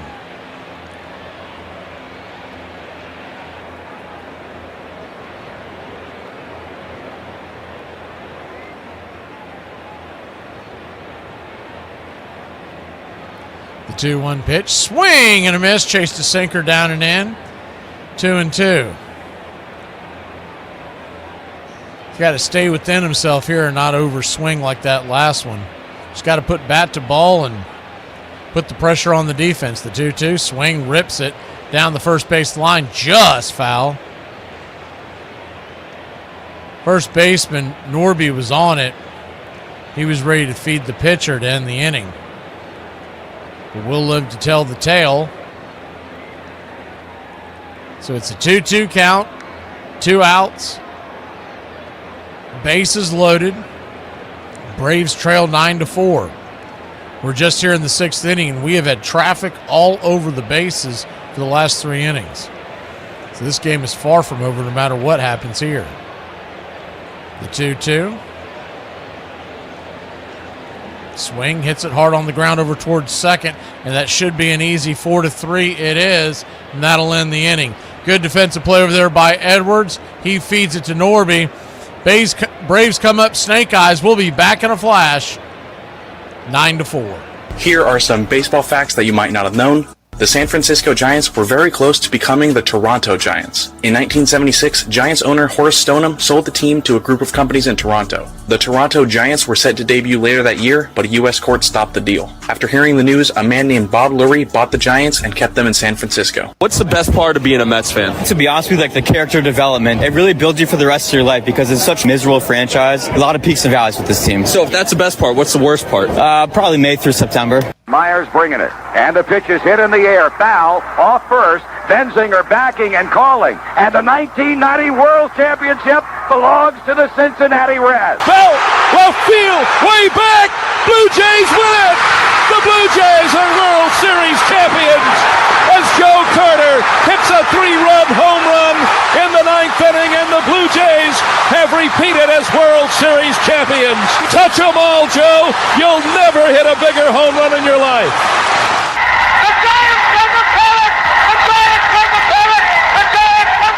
On August 2nd, 1907, I encountered the most threatening sight I ever saw on a ball field. He was only a rookie, and we licked our lips as we warmed up. Evidently, manager Pongo Joe Cantillon had picked a rube out of the cornfields of the deepest bushes to pitch against us. He was a tall, shambling galoot, with arms so long they hung far out of his sleeves and with a sidearm delivery that looked unimpressive at first glance. One of the tigers imitated a cow mooing, and we hollered, "Get the pitchfork ready, Joe. Your hayseed's on the way back to the barn."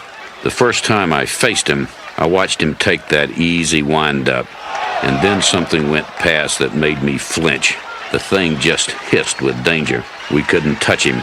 Every one of us knew we'd met the most powerful arm ever turned loose in a ballpark. Ty Cobb.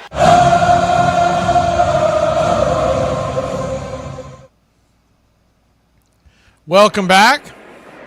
Righty-lefty matchup. First pitch on the way. Swing and a miss slider. It's 0-1. The 0-1.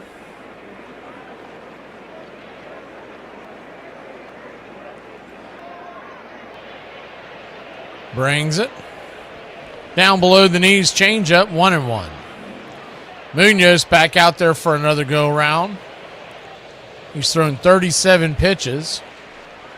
Or 36, excuse me. The 1-1, swing and a miss. It's 1-2.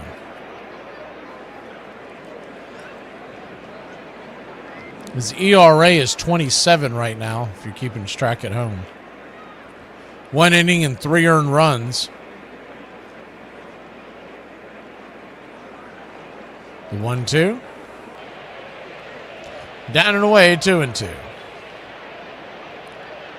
2-2 count.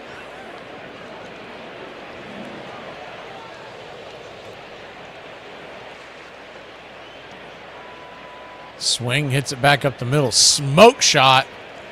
That almost took his head off, and it's a leadoff single for the Marlins.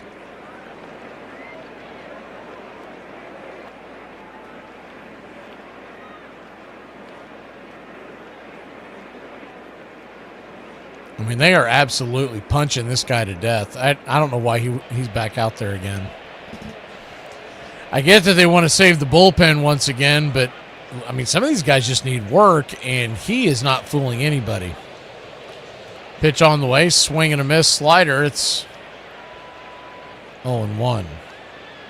It's almost like his slider's not bad, but the problem is he's not hitting his spots most of the time. But it's almost like his heat doesn't have much movement, and they're just barreling it up. The 0-2, fouls it away.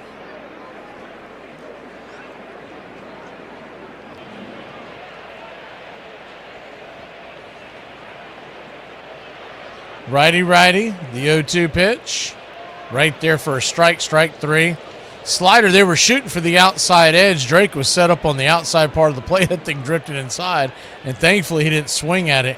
That thing was right in his wheelhouse. 1 away.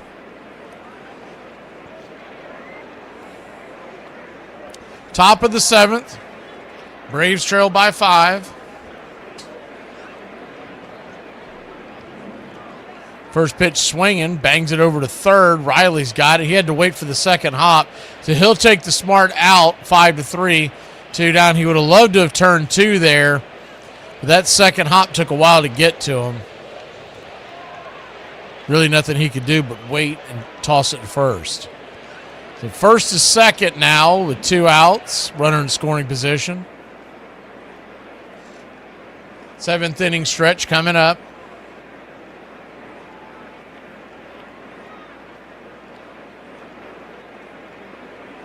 First pitch is a sinker up top for a strike. It's 0-1.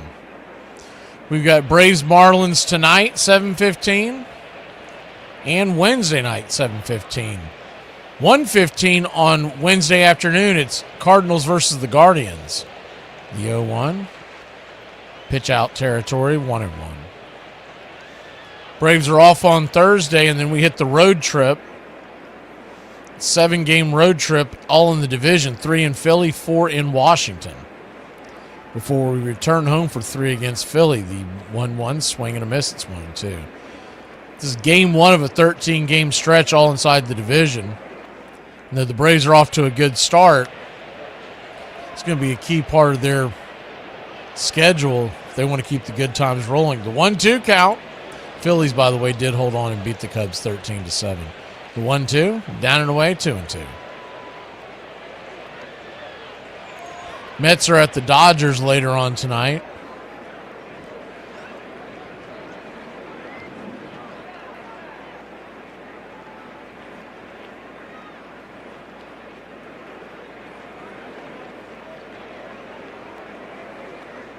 The 2-2 pitch, swing, hammers it down the line, foul. We'll do it again.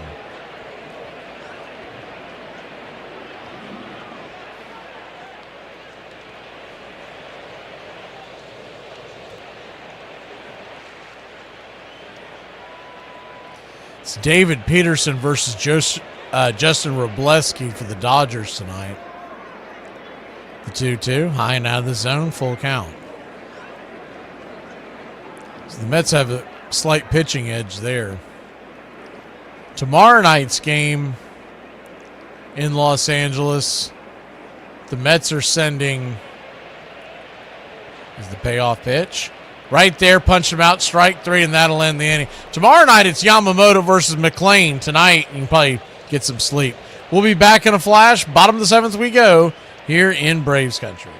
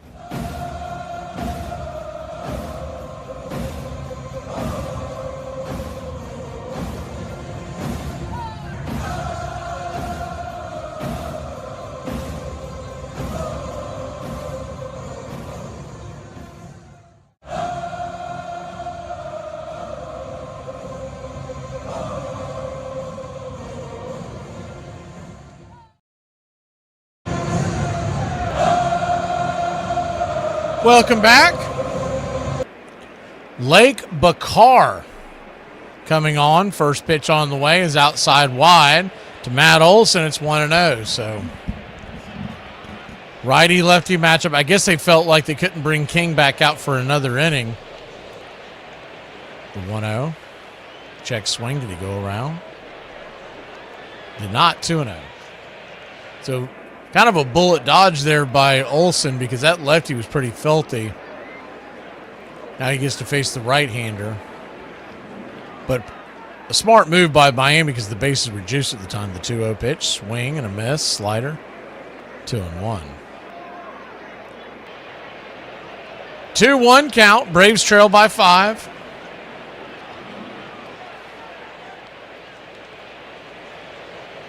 Pitch on the way. Check swing. Did he go around? He did. 2-2.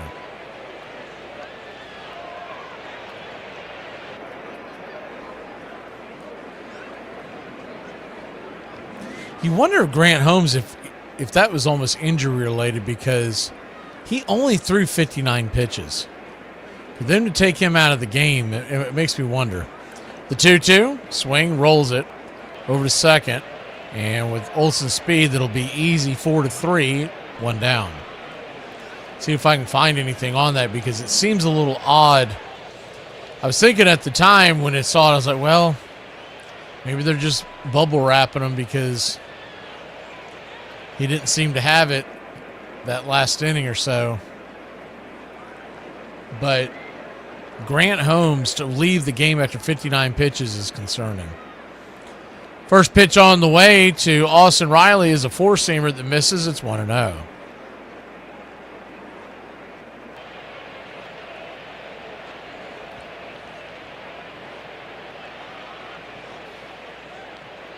The 1-0, swing and a miss, 1-1. His final 3 fastballs were 92, 91, and 94. I mean, that's not... Is the 1-1, swing and a miss, 1-2.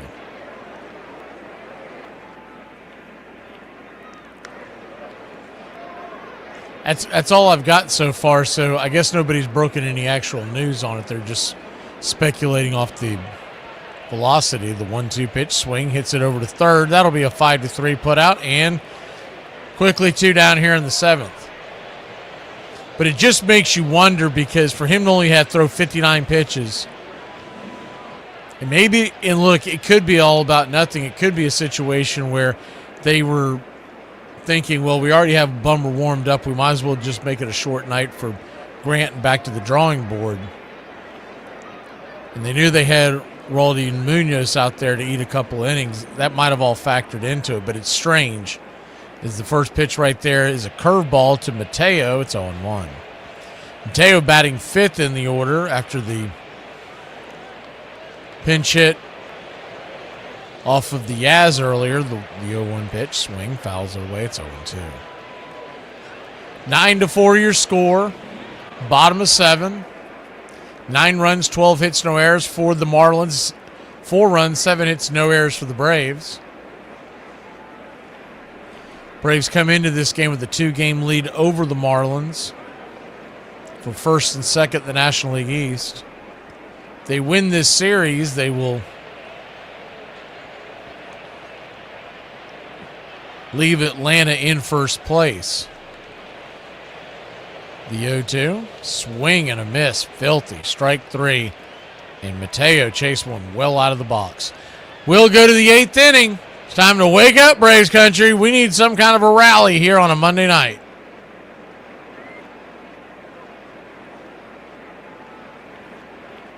"106 miles from Chicago.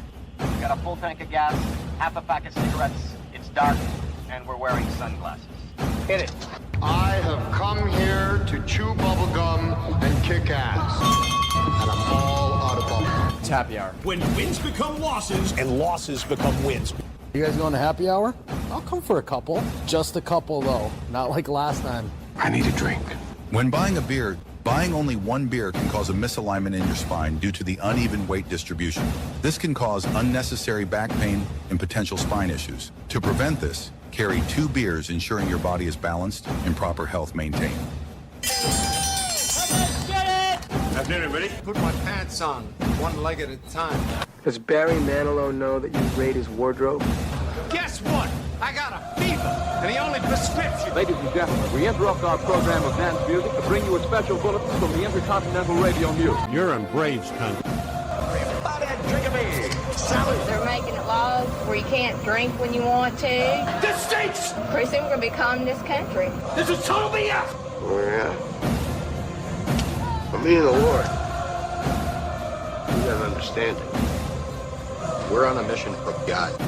I'm on the radio every day!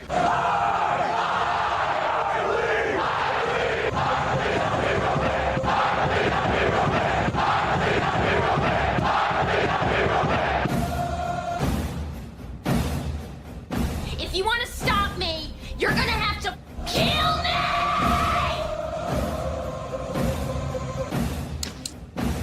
And you, music lover, you're next. You're so drunk you can't hit nothing.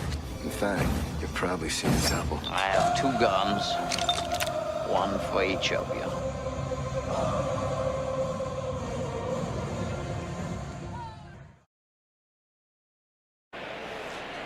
Jose Suarez comes on here to start the 8th inning. First pitch is a sinker high and out of the zone.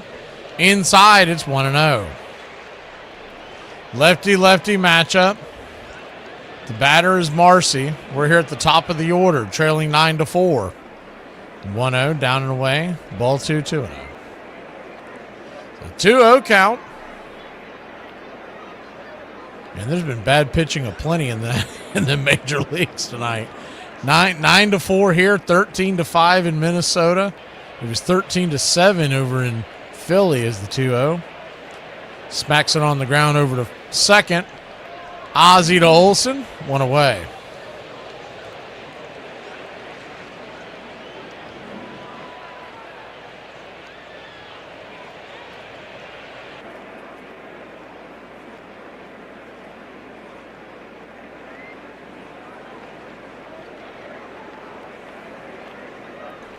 Xavier Edwards, the batter.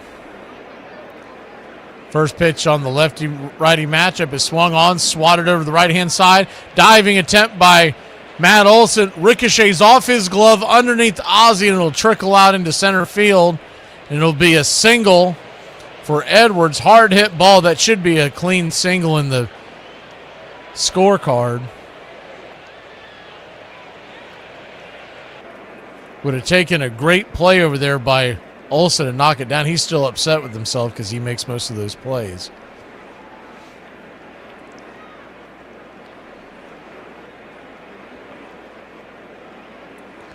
Gustin Ramirez 2 for 3 with the home run. First pitch, swinging, fouls it back. It's 0-1.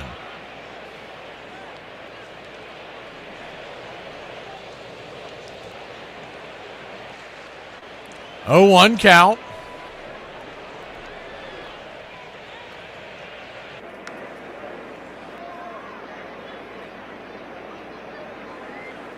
Kicks and fires out of the zone.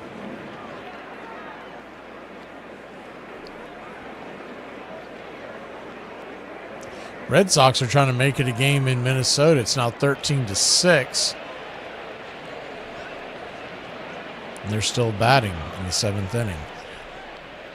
The 1-1 pitch, swing, rattles it on the ground through the infield. That's through for a base hit. Edwards will go easily first to third. And he takes a turn at third base, thinks about heading home, but it'll be a single, and Suarez is getting slapped around.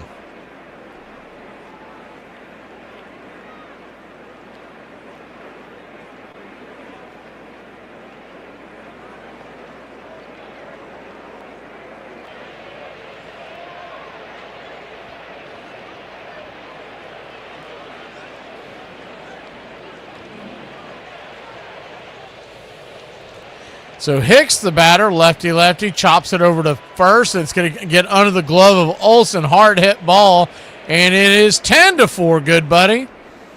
We're here in the top of the 8th. And Suarez continues to do Suarez things. This is why I didn't understand why he wasn't the one that was DFA'd. Of all the guys that they DFA Martin Perez, who's pitched well out of the bullpen. He's pitched pretty well as a starter. He's not dominant, but he's not this.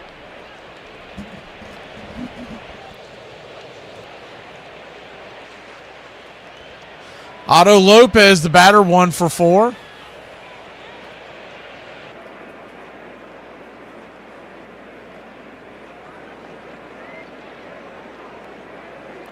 Suarez kicks and fires. Pitch on the way. Swing, fouls it away. It's 0-1.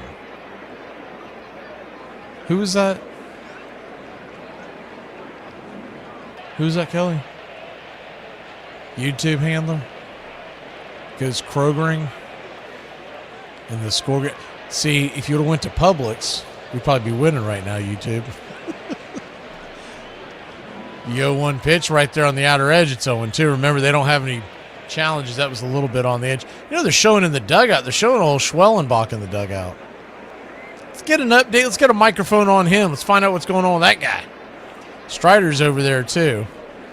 We know he's about to go out for assignment. Murphy starts his tomorrow, the 0-2. In the dirt, 1-2.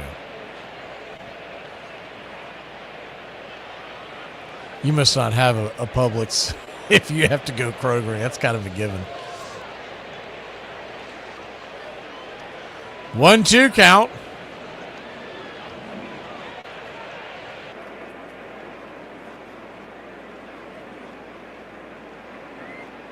Brings it in the dirt, 2-2.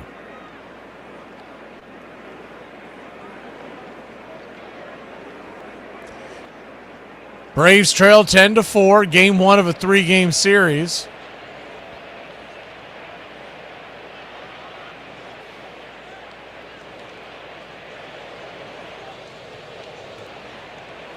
The 2-2, swing, fouls it away. We'll do it again. Tomorrow night we'll have Raylo back on the mound. For at least a pitch or two before he hits somebody. Then you just never know what's going to happen. 2 on, 1 out.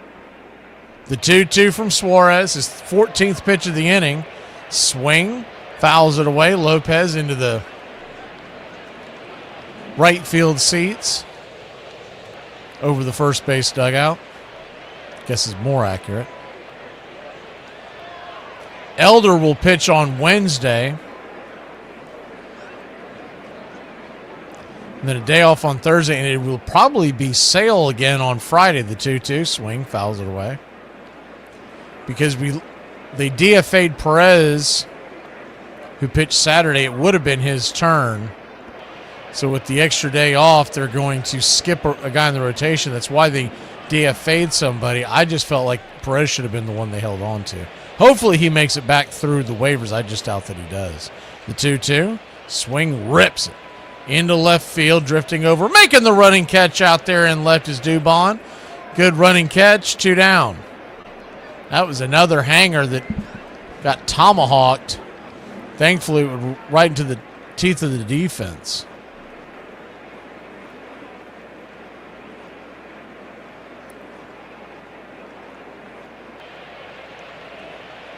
Lefty now, Owen Casey.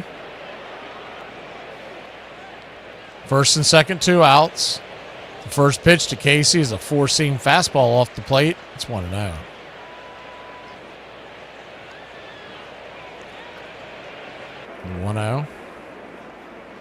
Saw Charlie say something about Joe Jackson. It must be someone who's named Joe Jackson in here. Well overdue for the Hall of Fame. The 2-0. 18 pitches in. You wonder if I guess they would send him back out there for inning 9 unless this game got close. Because if you're going to use him, there's no sense of getting anybody else out there. The 2-0, right there, outer edge, 2-1. In a perfect world, the Braves make it close in the 8th, and they have to pull him.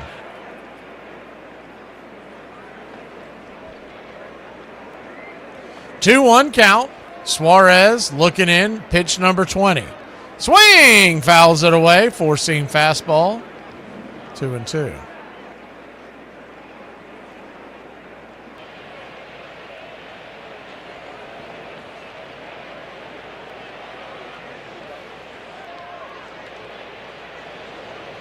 The Braves will have Ozzie Albies and Smith and Harris due up in the 8th. The 2-2 deuces wild. 2 on, 2 out. The 2-2 pitch. Swing and a miss. Strike 3. Pulled the string on the change, and that'll end the inning. We'll go to the bottom of the 8th here in Braves country. 10-4 your score. Coming out of retirement for this one. Whoa, what? Yeah. Buddy, I don't know who you are. You're about to get chlamydia. Here are some baseball facts that you might not have known. Billy Wagner is possibly the best left-handed reliever of all time. Despite being a lefty, Wagner was born a natural righty. At the age of 7, he broke his right arm not once, but twice. While recovering, Billy learned to throw left-handed, and the rest is history. You might think that the St. Louis Cardinals are named after the bird, but that's not the case. In 1899, a reporter named Willie McHale overheard a woman talking about the, at the time, St. Louis Perfectos uniforms, saying that they were a lovely shade of cardinal. Fans liked the moniker Cardinals, and the name stuck. Armchair. Washington manager Joe Cantillon had received a report about a 19-year-old pitcher said to be tearing up the Idaho State League. This boy throws so fast you can't see him, the scout said, and he knows where he is throwing because if he didn't, there would be dead bodies all over Idaho. Walter Perry Johnson was a modest country boy from Humboldt, Kansas, with broad shoulders, long arms, and a curious motion that delivered the ball faster than any other pitcher had before him, and perhaps none has since. Still, he was cautious. Before signing up, he asked for a return ticket home, just in case things didn't work out back east. Things did work out. Johnson hurled the ball so fast that one batter left the box after 2 swings. The umpire told him he had a third swing coming. I know, he said, and you can have the next one. It won't do me any good. There's only one way to time Johnson's fastball, said Bertie McCree. When you see the arm start forward, swing. Another batter simply shook his head. You can't hit what you can't see. In the words of the umpire, Billy Evans, he said, was it hard to call a game that Walter Johnson was pitching? And he said, well, it wasn't really that hard. They wouldn't second guess me because not only were my eyes closed, their eyes were closed too.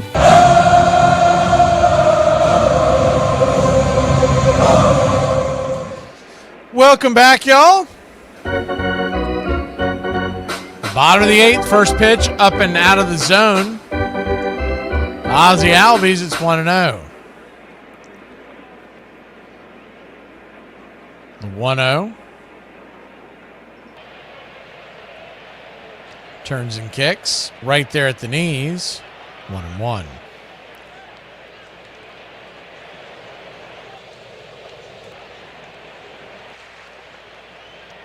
Bakar is back out on the mound. The right-hander deals.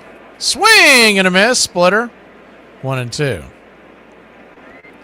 Miami 10, Atlanta 4.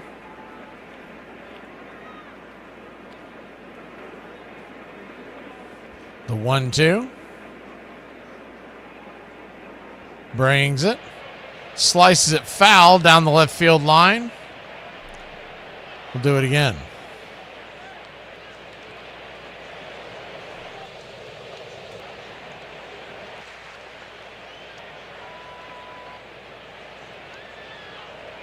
One-two count.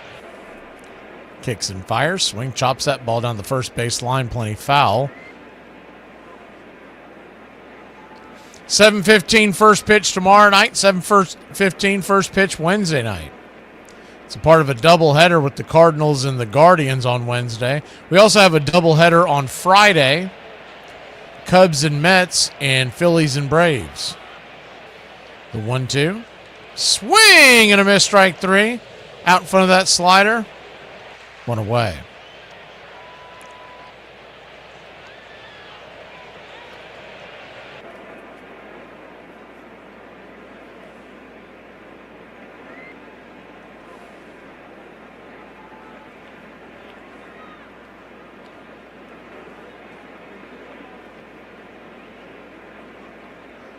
Dominic Smith, the batter. First pitch. High and out of the zone. Four-seam fastball. It's 1-0. Braves scored 3 in the 4th, 1 in the 5th. They had a heck of a rally going in the 6th. They had the bases loaded but could not get him home. Went quietly in the 7th, and that's where we stand in the 8th. 4 runs, 7 hits, no errors for Atlanta. Miami 3 in the 4th, 3 in the 5th, 3 in the 6th, 1 in the 8th. It's 10-4. 10 runs, 15 hits, no errors for Miami. The 1-2 fouls it back into the crowd. We'll do it again.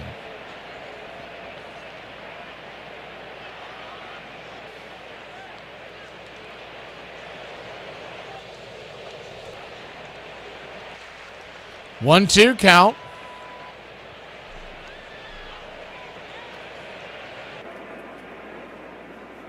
Turns and fires. Swing and a miss. Strike 3. Good pitch on the outer cut, and there's 2 down.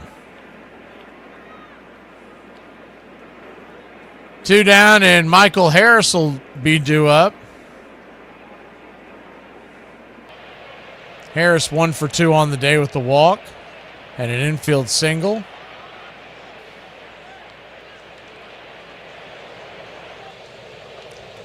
First pitch swinging, bangs it foul down the first base side. It's 0-1.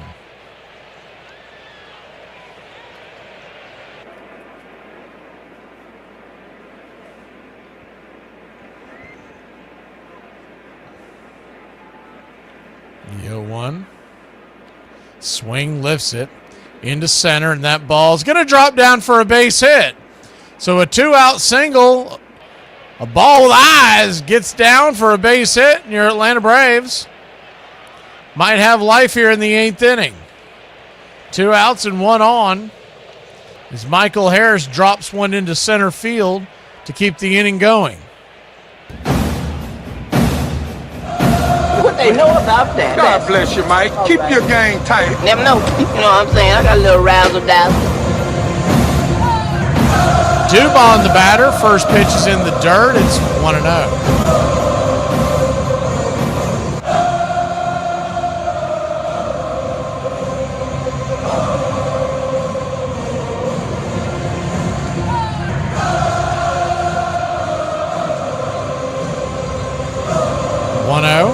Swing, fouls it away. 1-1. If Dubon can get on, top of the order follows Acuna, Drake, Olsen. They're showing in uniform Eli White in the dugout, but I just have my doubts he's going to be eligible to play as the 1-1 check swing. 2-1. Just seems like if they were going to use him, they would have used him in that spot when Farmer came up. Because before he had the injury to the foot, that was typical. They'd leave Yaz in until a lefty came in, and then they'd go get Eli, because they're kind of made for each other that way. The fact that they each hit right and left-handed pitching much better than the others. The 2-1, outside wide. Did he go around? He did not. Ball 3, 3-1. On deck is Acuna. The 3-1 count. High and inside, ball 4, and he'll head on down to first. So Dubon draws his second walk of the night.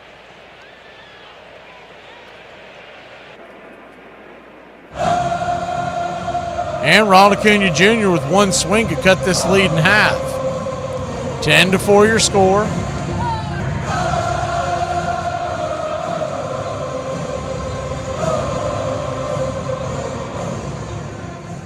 First pitch is inside for a ball. It's 1-0. Braves did this in the, what was that, the 6th? When they got the 2 outs, and all of a sudden they started putting ducks all over the pond. They just couldn't come through with that big hit. 1-0. Swing. Pops it up. First base side. Will it stay in play? It will not. 1-1. Bounces just behind the first base dugout.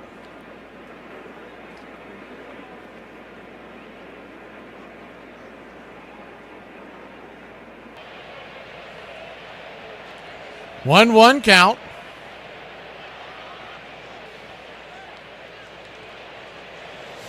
Acuna Bit of an open stance from the right side nowadays. The 1-1 pitch. Down and away, 2-1. Stand on deck is the Drake. Olsen in the hole.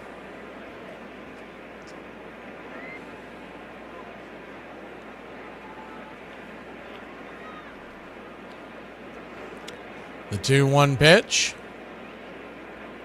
Acuna digging in. Here it comes. Swing. Fouls it away. Four-seam fastball in on the hands. Pops it over the first base dugout. We'll do it one more time.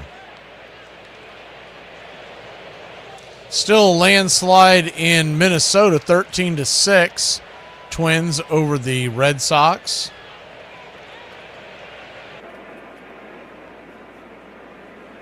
Dodgers and Mets are about to get underway. The 2-2. Misses high, 3-2. Full count.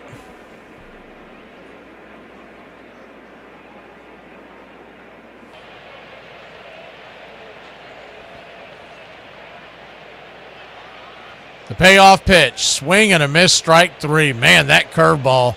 He's got him guessing and checking all night long. We go to the 9th. It's 10-4. Braves trail the Marlins. I'll be late for work again. That's the 5th time I've been late this week. It's only Tuesday. Hey, Braves country, I'm Mac McGee. Join us for Pitch by Pitch, Play by Play, the classic call of Braves country baseball. We're bringing you Atlanta Braves baseball all year long. Jump into our pregame show, Braves Country Today, just before first pitch. Stick around for the postgame show, Braves Country Tonight, where we will open up the phone lines and react to your calls or your comments all year long. That's Braves Country Radio, pitch by pitch, play by play, your home for the classic call of Braves Country baseball. JD. So's your face.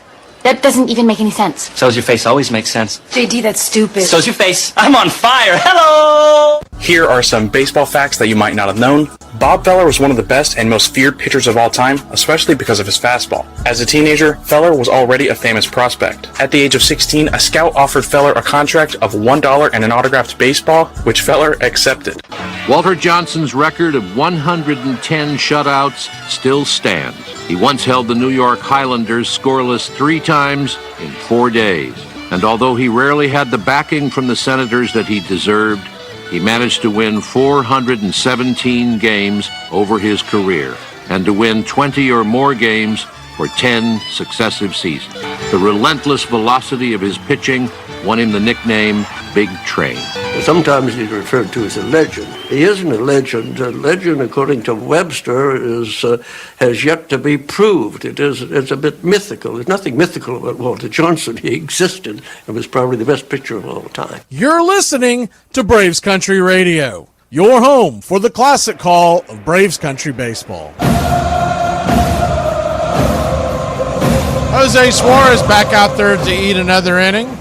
This will be his 22nd offering of the night, and he drops a slider in there, about belt high. For a strike, it's 0-1.